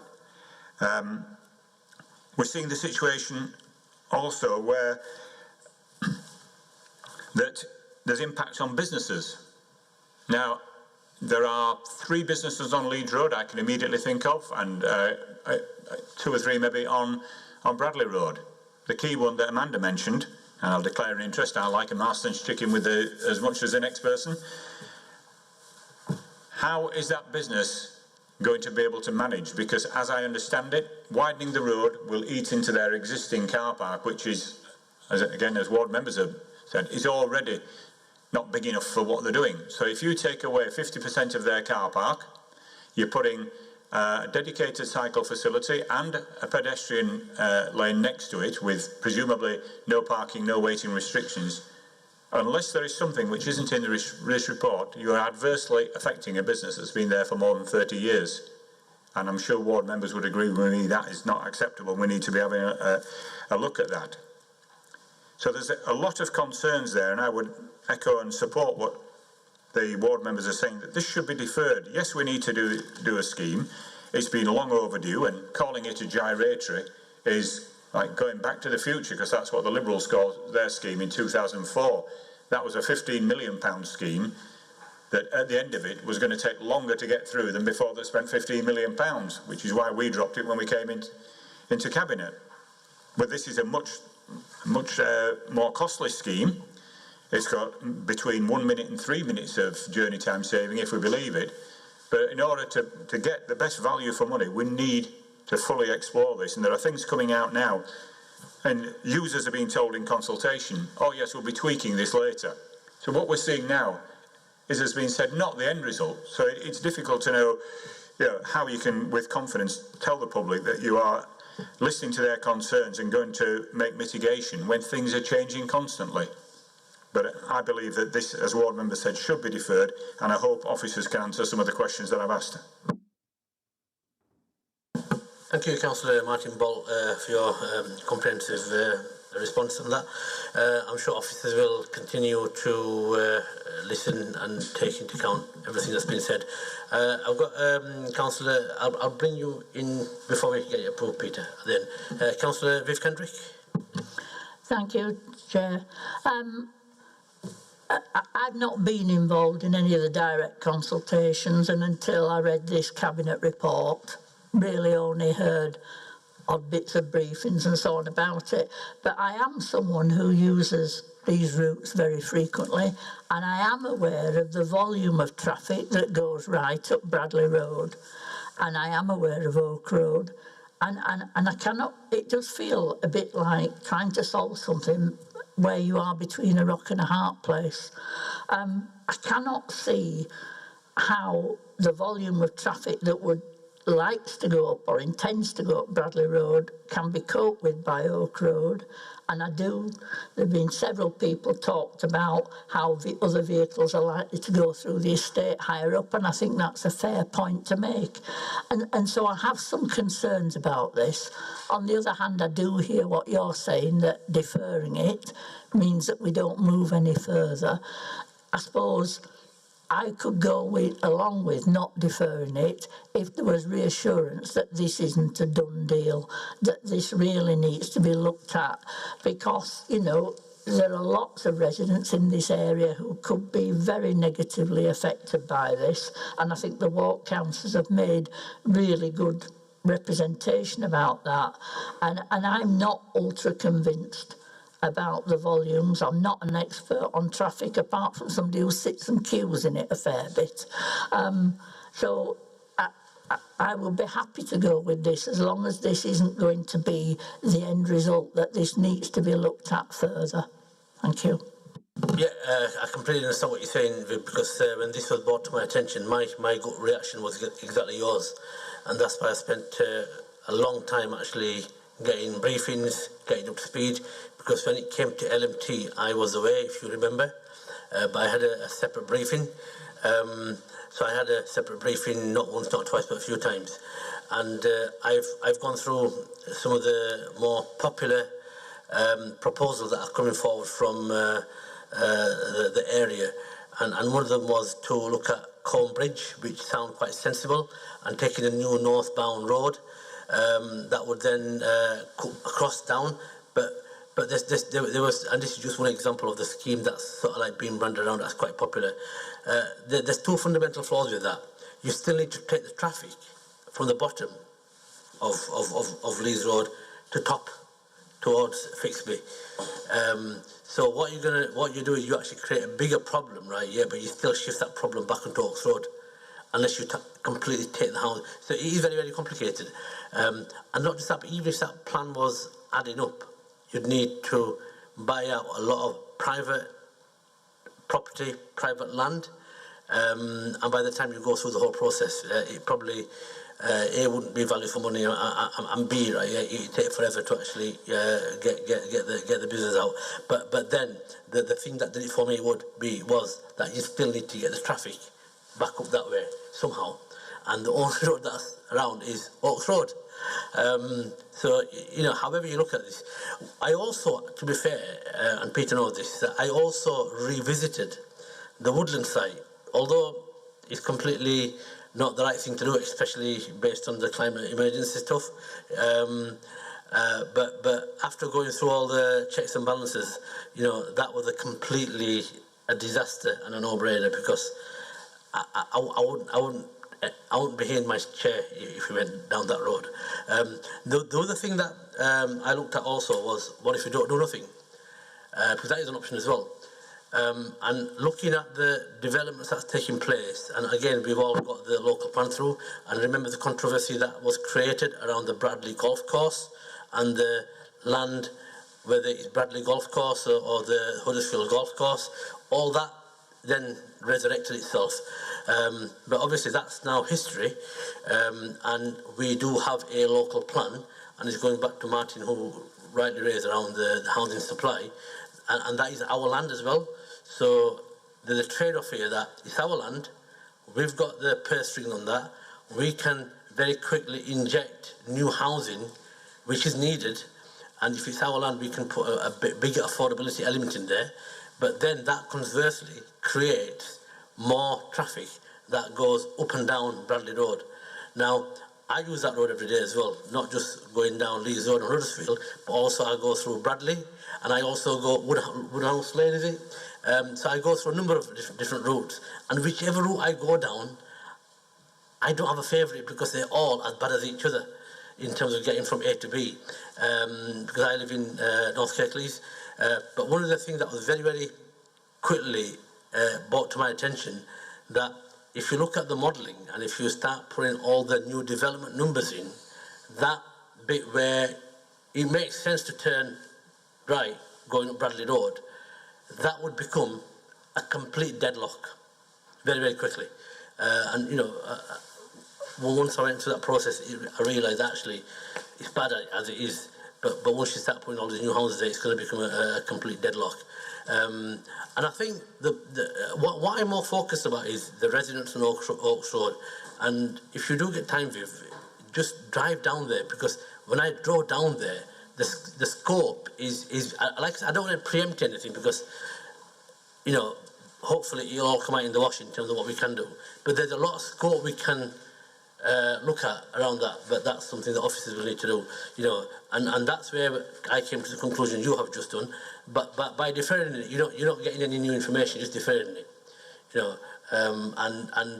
it's like the government deferred on something didn't they, a few years ago, but the deferment just meant that you push the problem further down the road. But we don't want to do that. What we want to do is we want to actually get more evidence, get more assurances in place, because remember, this isn't going to happen after this report is approved. There's still a lot of work to do, and that will hopefully give us more information to actually be able to be better informed. But I went through the same thought process as you're just going through, and believe me, I have spent a lot of time on this. I spent most of my week that I was off with COVID on this. I had time to do that. Councillor John Taylor. John, over to you. Thank you, Chair. I've been listening to a lot of what's been said so far, and I'm kind of with a number of people who've spoken who feel very uncomfortable with this proposal. But I also agree, as Councillor Kendrick just said, you know, it does feel a bit like we're between a rock and a hard place. We can't leave things as they are, so something needs to be done or something needs to be changed. The one thing I keep coming back to is a flyover, which was discounted right at the very beginning, and yet for me it provides an opportunity to avoid some of the severe impacts we're likely to have on local residents if we're able to deal with that traffic flow within the existing envelope of the roads without having significant impacts. And I don't understand why there's a reluctance to explore that, other than the answer I've been given in the past is it's going to cost more money. Well, yes, it may well cost more money, but I think we need to get the right solution, particularly given the potential impacts on residents, not just going, we've got this amount of money and therefore we'll ignore the concerns and the valid issues that are being raised because we've got this amount of money. It feels to me like then that needs to be properly explored as part of any proposals that are brought forward to see whether a flyover would actually enable us to reduce the impact that local residents are going to have. And I've seen nothing yet that explains why that isn't feasible or why that hasn't been properly explored. Thank you. Thanks, John. And I think that is the big problem. That there are solutions in place, but the financial just won't be viable. And flyover is one of the things that I thought of. But when you start looking at, and again, when it's not just the cost; it's about going over private land, and there's all sorts of complications. And what it would do is it would just delay our delivery of the local plan. And by the time we actually start to look at the next phase of developing the next local plan, you know, we're always catching up on ourselves. The need is very, very immediate. The need is very, very urgent.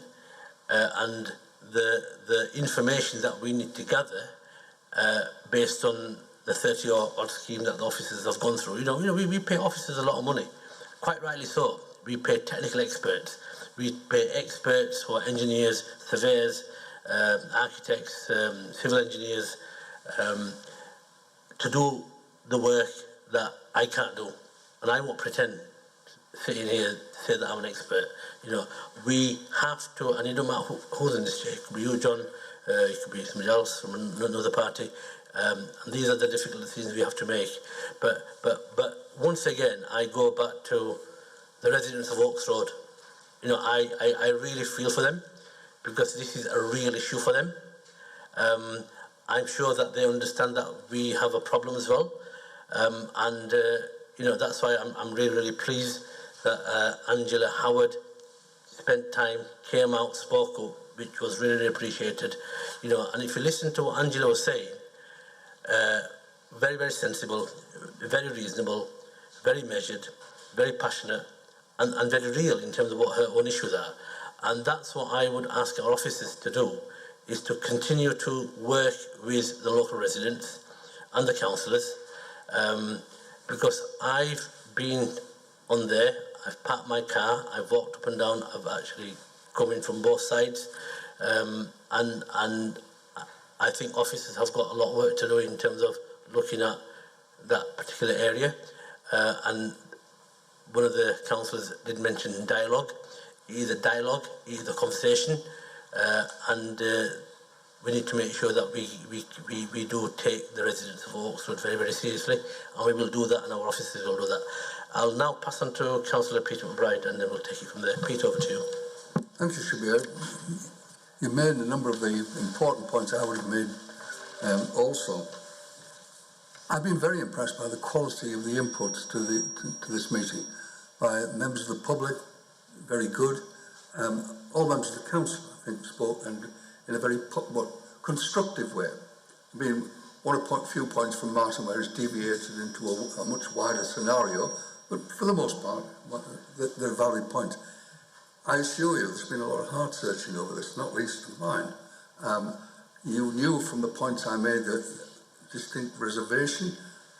I do appreciate the necessity for the scheme. I think on balance it can and will work. I do think it needs improvements, and as you've intimated, this needs to be looked at. I think there have already been improvements, but I think as far as the wider scheme up at Bradley, I don't think that is, compromised in any way. I think that the solution there will be different from that originally, which was, one solution for all the houses. I think there will be solutions which will be separate at different stages of development for the housing. But here and now, the immediate is to deal with this. And as you've said, Shabir, rightly, the approval process isn't just one. It's a series of stages, and at each stage we will look in detail. At this stage, it is these critical issues of how it will affect Oakroad, etc. This will be looked at further, and although I think we should progress at this stage, I think we need to move it on, and I think we will have an opportunity to come back and look at some of the wider features and the implications for schemes beyond this and up towards Bradley. Councillor Martin Ball. Thanks, Shabir. Just again reading the report, there appears to be, unless I've missed it, there appears to be an omission. Council made an agreement and resolution that any scheme that we develop which would impact on the B6118, which is Bog Green Lane, Lila Lane, Bellstring Lane, up to Grange Moor, would have a traffic impact assessment. Now, clearly, if we look at the diagrams again, this road finishes down Combridge Road. The purpose is to release traffic flow, get people through the junctions quicker, so therefore releasing more traffic onto Combridge Road and the roads that I've just mentioned. But the report doesn't seem to include the necessary traffic impact assessment as mandated by Council, which is a concern. And just to clarify John's point, I think, yes, any flyover, as indeed much of this route, would require private land, but the three options put forward in 2018 had a flyover over private land. It's just that they were in the wrong place because it came out part way along the Brighouse Road, would have caused congestion. The alternative that the public, and some of those were civil engineers and road designers, had said was a more direct route, a bigger flyover and a more ambitious one, which would have had direct access to Bradley. We've not seen the reasons why that was discounted, but John raises a valid point that, yeah, we should know those things, but key point, if somebody can explain why there isn't a traffic impact assessment, because putting more vehicles onto the B6118, which has already had a high number of incidents, as colleagues from the Dalton ward can testify, is a recipe for disaster. Councillor Peter, but if you want to just clarify that, and then we'll go to the vote. Just I'm conscious that we've still got the impact on that road, Martin. And I think as far as alternatives which included a flyover, of course the original scheme involved a flyover for a significant part of its way. Unfortunately, the outcome, it came out at that wood, and of course the implications you can see.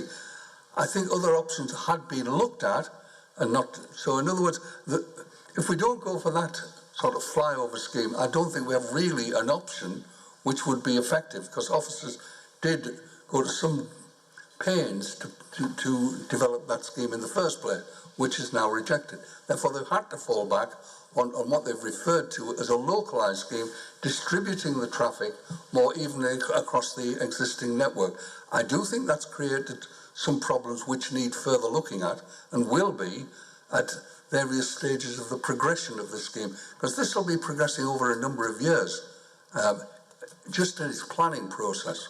So the points made are not being ignored, I assure you, because the points made, I've got my own distinct reservations, which, believe me, have been fed in to the process, but the points made have been reasonable, sensible for the most part. I don't think there's been any outrageous suggestions, and I think an appreciation of how important this scheme to go through, well, to meet the demands of this area is absolutely critical to the future of the development of Huddersfield. Right, thank you, Peter, for that response. Okay, so I'd like to second this, and I'd like to move the office recommendation as identified on page 21 of the papers. And obviously this is it's not a done deal, it's just moving forward to get more information. So can I just have a show of hands for all that, please? Thank you. Mr. Beer, could we just, I asked several questions, technical questions. Martin, can I just interject? What it is, right, is I've given you more time than needed, and the technical questions, we will get a technical response. But how can members vote if they don't get a reply to the Martin, technical we have questions? this information, right, based on the paper so we've we had don't, and the we don't know have. whether officers are Martin, complying with the government directives or not. Can I have a show of hands, please, members? Thank you very much. Okay, next item on the agenda is item 8, Dewsbury Town Deal. Next steps, Councillor Eric Firth. Thank you, Chair. This is a very short paper, which I obviously recommend to colleagues.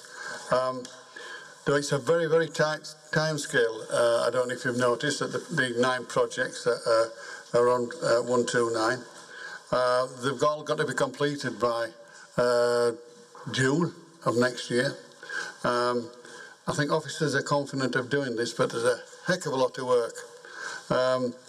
I have spoken to the chair of the town board, Keith Ramsey, and I have arranged to meet him on a regular basis to ensure that everything is on track.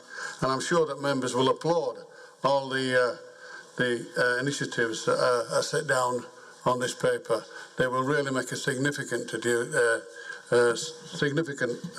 impact on Dewsbury, particularly in the town centre, and will, I'm sure, encourage further investment from the private sector. Dewsbury is on its way. Thank you, Chair. I recommend, where am I on page? Officer recommendation. Where am I now? 135. Sorry? 135, sorry. I got stuck. I've got it all stuck. Can I move the recommendations on 135, Chair? Thank you, Councillor Firth, and I'd like to second that. But before we go to the vote, can I ask Councillor John Taylor? John, over to you. Thank you, Chair. Fully supportive of the intention here. However, I'm not comfortable with the recommendations, that it seems to exclude any involvement from anybody in the council other than the portfolio holder and the strategic director. There is a role for scrutiny here, and it ought to be included. And I'm very uncomfortable with talking about these scale of investments, and we're excluding scrutiny from having any role to play in scrutinising them. So I'll just ask that is reconsidered. Any decision that comes here, John, my understanding is that would be up for scrutiny anyway. So anything that I think that the key thing really is, and you'll appreciate this because you're sort of like a bit more involved in the Dewsbury Town Board. The reason why we had to set the Dewsbury Town Board up was because of government requirements. And this paper has gone through the Dewsbury Board, but the accountability still rests with the Cabinet. So as the accountability still rests with the Cabinet, it will still be under the normal process of scrutiny callings and all the rest of it. So, thank you, Chair, but I'm not talking about scrutiny calling. I'm talking about scrutiny. Scrutiny being involved in the process. But this, if you read this, if you actually read the report, it does not make any suggestion anywhere that anybody else in the council will be involved in any review of this in the assurance processes. Yeah. Point noted, right? Yeah, but I'm very clear. The council constitution is the council constitution, right? Yeah. So I hear what you're saying, John. You do know that the Dewsbury Town Board, which is a partnership with government and the local authority, is a very good partnership, right? Yeah. You also know that Councillor Marquis has been very heavily involved in this, and we've always worked in the true spirit of partnership, but. Can we get the report through, right? Yeah, and I'll make sure that the concerns you've raised, which I don't think that I hear what you're saying, but I think anything that this council or this cabinet does will have to go through the normal processes of the council's constitution. But I do hear what you're saying, Councillor Firth. I'm a little confused here because I thought, in effect, that the town board itself scrutinised what the council were doing in partnership. Because John is well aware of the town board because, for the most part, I believe he sits on it. I don't sit on it, but I deputise the mark. But you're there most of the time, John. Eric, I think John does raise a valid point, but I'm looking at the delivery and the outcomes and what we need to do with the Dewsbury Town Board. So with that in mind, I hear what John's saying, but with that in mind, can we move to the vote? Thank you very much. Next item is item 9, which is a council plan. This is coming to full council tomorrow. Obviously, it's got to go through a process through this cabinet. This is our opportunity to share with our residents the great work this council is doing. Sorry, John. Okay, no worries. So basically, I'd like to move that we approve the council plan. This obviously is going to go to full council tomorrow. So, any questions or comments before I bring Councillor John Taylor in? I'll bring John now. John. Thank you, Chair. I've just asked the question about who's actually read this. And my question is, as you well know, I have a role of proofreading. And I would suggest that proofreading, and as you well, and I will reserve my comments until full council tomorrow, but I would suggest that somebody reads it back to front before council tomorrow to pick up on all of the typos, errors and mistakes that are in here. I think people, and I say this multiple times in multiple meetings, before bringing a report to a committee, somebody should read it front to back. And you will find lots of mistakes. You will find sentences that don't make sense. So I have comments to make. I'll obviously make them in council tomorrow about the plan itself. But just giving you a heads up, it might be worth getting somebody to read the document. Thank you, Chair. Thanks, John. Can you share with us so we can make sure that we don't waste. I'm giving you no hints. No, right, okay. I'm good at reading, but the way I read, I speed read, right? Yeah, and I just read it. I've never been a professor to be an English teacher, right? Yes, I want to pick them up anyway. But anyway, thanks for that heads up, John. I will now read it actually overnight, to try and get ahead of the game. Are we okay, members? Can I have a second, and then are you okay to approve that report? Show of hands. Thank you. Next item is item 10. Financial assistance for the Kirklees Care Association and final support to the adult care sector. Councillor Muscan. Thank you, Leader. This report seeks approval for 2 key interventions to support the local care market to prevent further damage to an already fragile independent market in the borough. We need to support our local providers so that they can continue to provide good quality care for some of our most vulnerable residents in Kirklees. We are looking to develop and provide resources to the newly formed Kirklees Care Association. The resources will be used to ensure it can become a single, strong voice for this sector and its employees. A strong Kirklees Care Association will provide opportunities to work differently and will support and encourage care quality development and management across the sector, developing partnership, sector-wide digital innovations and system support, as well as improve joint working on staff recruitment, retention, training and development. The Care Association will become a formally constituted body representing the sector and will be in regular dialogue with commissioners, partners, elected members, employees and providers. Existing support for the care home market will be bolstered by investing an additional $119,000 in the Kirklees Care Association as a strategic partner. The monies will be used to form a business structure for the Kirklees Care Association and to support 2 years of operating costs. This is subject to final agreement. It is anticipated it will be jointly funded by the NHS, Kirklees CCG and Kirklees Council. The proposed Hardship and Innovation Grant Support Scheme for the local care sector will give scope to co-produce innovative solutions with the sector, particularly those parts of the sector that are at most risk, but which are critical in the longer term to meeting the needs of local people. The report seeks delegation to the Strategic Director for Adults and Health to develop a short-term grant scheme for specific parts of the sector that are experiencing the greatest pressures and have the greatest long-term strategic fit with future demand.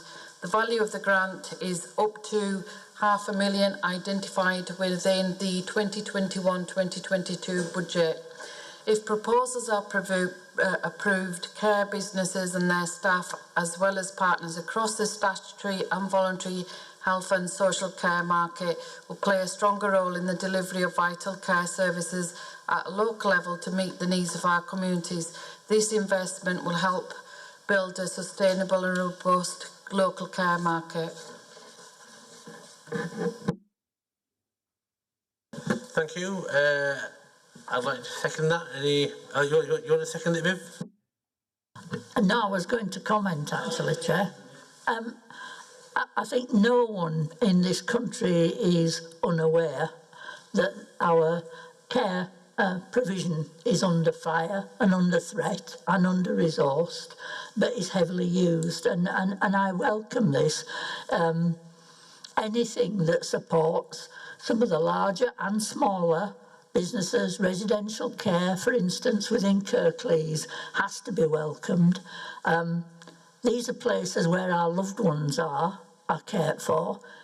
Businesses that start to fail because they can't manage because of staffing, other resources, is of no good to anyone, not least the individuals who live there and their families, but the NHS and the council, because if a home closes, the responsibility is on this council suddenly to find somewhere else for these vulnerable people to live.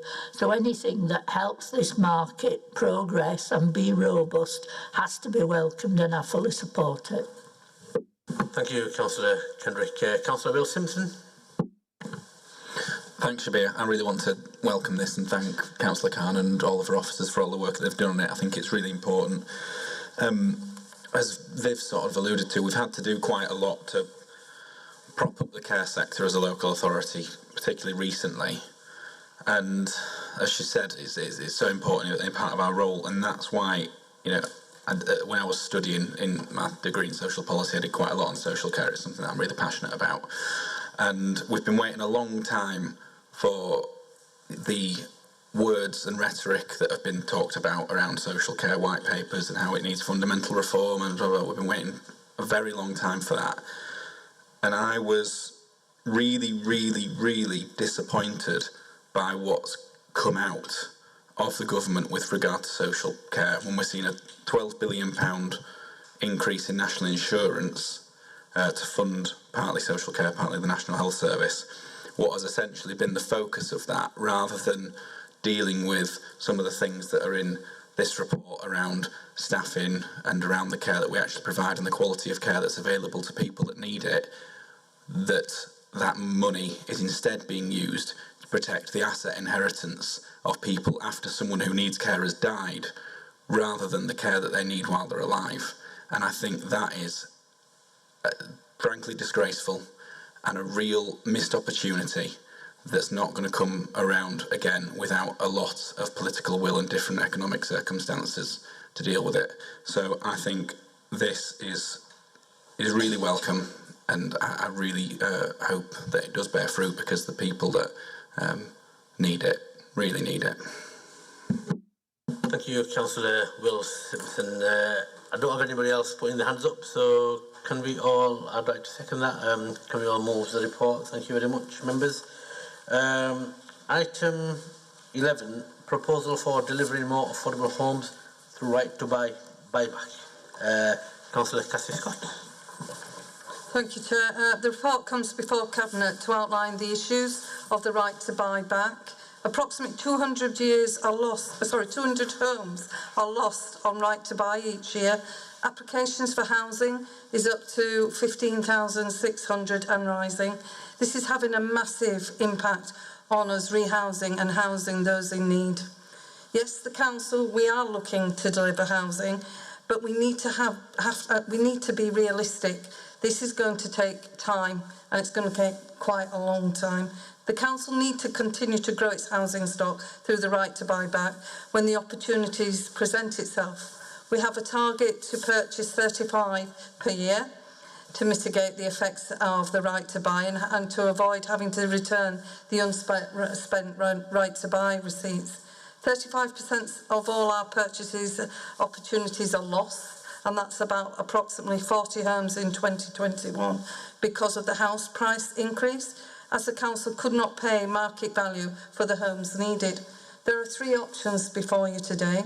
One, approve property purchases with a negative NPV, which is a net present value, as set out in Table 1 on page 224. There's a second option, change the assumption in a financial appraisal model. Or three, do nothing. I think today is quite clear that we're under pressure for homes, and I think we need to support the officer's recommendation as set out in section 6. I recommend to our Cabinet today that option 1, approve the negative property purchase with a negative NPV, as it's the quickest method to start addressing our housing need. So I move that, Cabinet. Thank you. I'd like to second that. We all in agreement to... Thank you very much, members. Item 12, update on the medium-term financial plan 2022-23 and the following years. Councillor Paul Davis. Paul, over to you. Yep, thank you, Chair.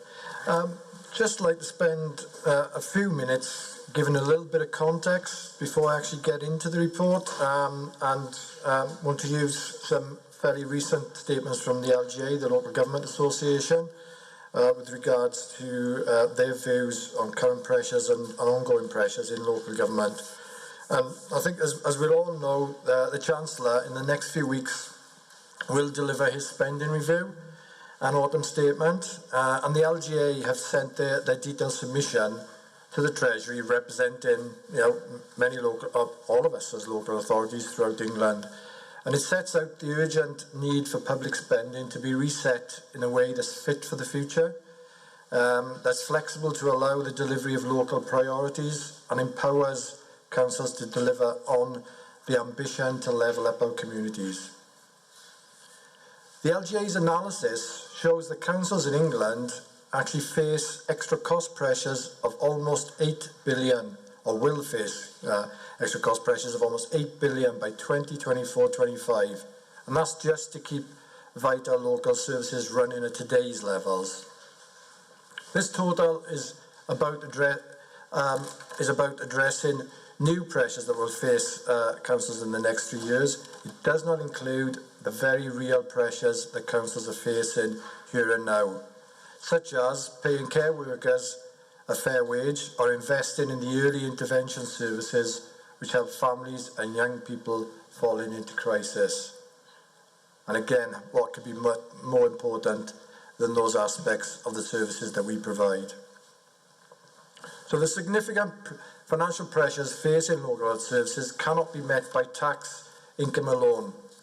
And an interesting bit of information from the LGA is that to illustrate the scale of these extra demand and cost pressures facing councils, the LGA projects that council tax would have to increase by a quarter over the next few years to pay for them. So that really does emphasise the statement that you cannot deal with this just by council tax income alone. So instead, the LGA's detailed submission is calling for the spending review to provide councils with a multi-year settlement which provides sufficient additional government funding and certainty to meet growing cost pressures and pre-existing challenges. So that's our backdrop currently, and just to emphasise, I think as we all know, but for many other people perhaps who are not aware, the LGA is certainly not putting any party political perspective forward. It represents all parties in local government, and in fact currently has a Conservative leader. So on to the report itself. The Cabinet is required under financial procedure rules to submit to Council a provisional budget strategy update no later than October each year for endorsement. The report actually rolls forward existing multi-year plans as a starting point for 2022-23 and future years, and also sets out a range of current baseline assumptions on net revenue spending plans, local tax and other funding, and current approved capital plans and reserve strategies across general fund and housing revenue account activity. This then provides a baseline of financial planning framework for the subsequent development of budget proposals for consideration at Budget Council next February, so that we can deliver a balanced budget for the forthcoming financial year, which we are obliged to by statute to do this both for the Council's General Fund and the HRA. Just a note as well, and this is something that's already been covered, or there is a covering note for this in the Council tomorrow. There is, and I'm sure John would like this, there is a minor typo in the report. So a paragraph 1.5.13, you'd need to delete the words Huddersfield Market High Street Fund bid at 18 million, and at para 1.8.6 add in and consider options for the previously unsuccessful Huddersfield Market High Street Fund bid at 18 million. This, as I say, has already been covered in a note for tomorrow's Council meeting. The report makes reference to the baseline gap between net revenue, spending plans and funding assumptions for 22-23 at 14.6 million on General Fund. The current pressures on high needs funding and the resultant accumulated forecast dedicated schools grant funding gap at 33 million by current year end, and the relative financial health of the most recently updated HRA business plan. The MTFS update report also cross-references to the Council Plan update report, which is also on the same agenda, in terms of the administration's ambition, priorities and outcomes for the borough's residents, which helps shape the budget. And I think emphasising that connection is extremely important. The report includes a number of significant markers that aim to further our ambition for the borough's residents, which also informs subsequent budget development, including Huddersfield Blueprint, Cultural Heart, the Waste Strategy Development and SEND transformation.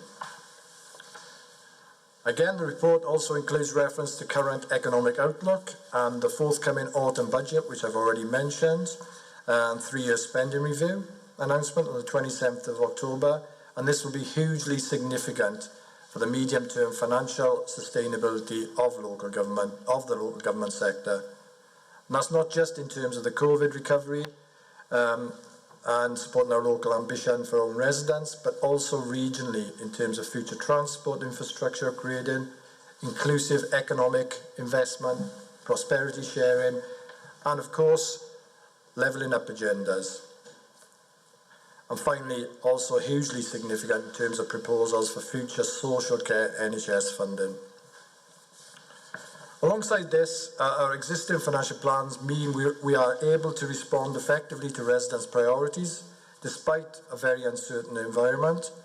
The COVID-19 pandemic is still with us, it continues, and it also continues to produce additional service demands and pressures on council finances, which should not be underestimated. So the council needs to be able to fund additional services where residents need them due to the pandemic, or where we've had to reprioritise services to protect lives and livelihoods. We will manage our reserves down within this financial year and maintain a level that is prudent for an organisation of our size and reflects these uncertain circumstances. So in light of this, the headline baseline assumptions for 22-23 and future years at this stage pretty much reflect those set out in the annual budget report approved at Budget Council on February 2021. But clearly the huge significance of 27th of October government announcement and the 3-year spending review, which actually represents the first multi-year funding settlement since 2016, cannot be underestimated. So, with that in mind, I would like to put forward that we would accept the recommendations from officers, section 7 on page 249. Thank you, Councillor Paul Davis, and we note the amendments you put under 1.5.13 and 1.8.6, and Yolandi has also made a record of that. John? Councillor John Taylor. Just quickly, Chair. I welcome the report, and it's difficult, isn't it? Because until we get the spending review, there are so many ifs, buts, and maybes that it is a bit of finger in the air at the moment, isn't it? The one thing I was surprised was the downplaying of housing growth that's included in the assumptions, and it may be just my own experience in my own ward is there is a lot of house building going on and houses completing at the moment. So I'm surprised to see we're halving the number of projected housing completions and therefore new council tax payers, etc., coming forward. So I just wonder if we could, maybe have another look at that and perhaps ask for the figures of, how many completions did we have last year, how many have we had so far this year, and look at those projections, because it doesn't fit with what I'm seeing in my own patch, but that might just be that, the building's happening here and maybe not happening as much elsewhere. But I just wonder on that. I'll reserve some of the comments for tomorrow, to be fair. Thank you, John. Certainly, you're quite right. It is a significant assumption in there. I'll certainly follow up with Eamon and see if we can get some further information on that. Yep, not a problem.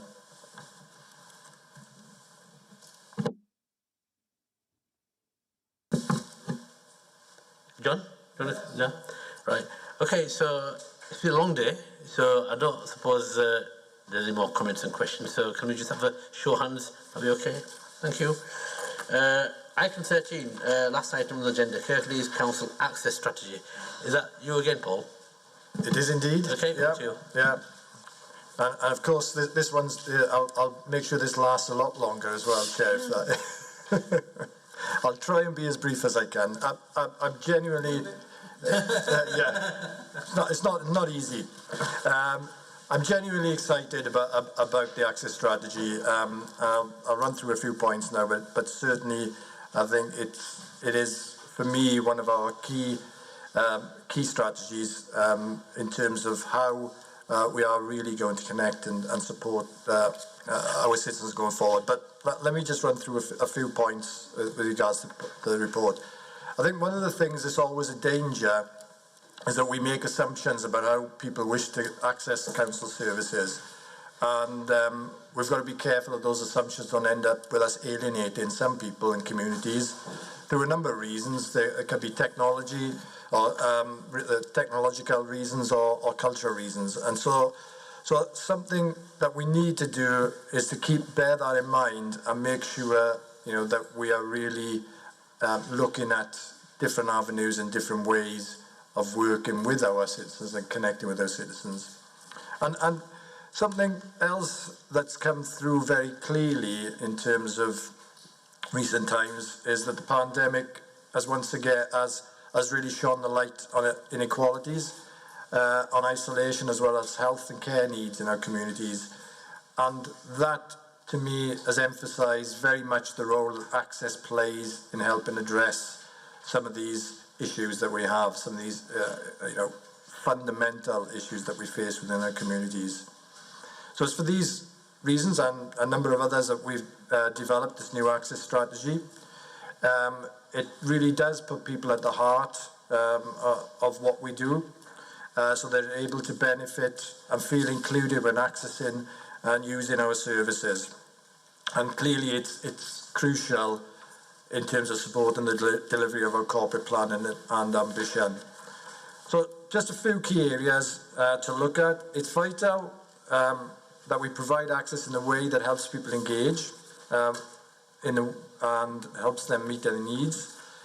So the updated strategy was continuing to promote online and digital platforms, and also seeks to look at a number of other ways of improving that access. One crucial area for me in particular is making access more localised where it is needed. So that is something which there is a great deal of work going on. There's already pilots being looked at, and that's certainly going to be will be a fundamental approach within our access strategy. Also, upskilling and empowering our staff to enable them to support customer needs. So it's not always the specialist staff that we have now, it's how do we start to upskill other staff as well, and also how we can help them to become advocates for our citizens in terms of accessing specialised services. And really this is about how we move from just pure transactional activities and approach to much more of a relationship building approach with our citizens. And that's not going to happen overnight, it'll take time, but that is certainly a theme that runs through this work. So we're about working alongside our communities, our partners, in developing our services and ongoing outcomes. And I think as a cabinet, I'm sure we've talked about this before, we recognise the need to improve the experience our citizens have of the council, and we know that this isn't going to happen overnight. The access strategy is ambitious. As I said earlier on, this is really at the heart of what we need to do in order to help our citizens connect more easily with us as a council, and for us to be able to help satisfy their needs right across every single area of Kirklees. So I would propose that we accept the strategy, that we implement this. The Cabinet agrees to implement this as a strategy, and then clearly the hard work of implementation then commences with the team, and I will look forward to coming back to Cabinet and updating Cabinet with progress and outcomes from those action plans. Thank you. Thank you, Councillor Paul Davies. Councillor John Taylor, don't say you found some typos. No, I'm not typos on this one. Paul talked about putting people at the heart of this. My concern is this doesn't put councillors at the heart of it, though. And actually, you will get very, very effective feedback on how people are succeeding or not succeeding in accessing services with the council if you talk to councillors. And I note throughout this, there's reference to talking to partners, talking to staff, talking to everybody other than those people who this council says are at the heart of all they do. So my criticism is that precisely. As you probably know, Paul, councillor inquiries, that is the way us councillors are supposed to access council services, is not currently fit for purpose. And often it is we are using councillor inquiries because residents contact us when they failed to be able to access services. So I think there's a huge flaw in what's been planned here, because the people that they have excluded actually have some real insights that could help understand what the challenges are in people accessing services. So I just ask you to reflect, no detailed answer, but just reflect on that and take away that, you know, I'm banging on and being grumpy about councillors being excluded. Thank you. It's a very good point, and in terms of presentation, I absolutely accept that. I can give you assurance from my perspective, and you know my views on this. We will be involving councillors to the full extent, but it's a point well made, John. We'll make sure that in anything going forward that is explicit as well. So yeah, thanks. Thank you. Any other members want to say anything? We've got another meeting after this, but hopefully it'll be a quick meeting. It's going to be a quick meeting, unless you want to stay longer. No, just... Anyway, so can we show hands that we agree with the recommendation? Thank you, members. And that is the end of the meeting. Thank you very much for your attendance. Good night, God bless, and I'll see you again straight after. Thanks, John, for your attendance. Thank you. Bye-bye.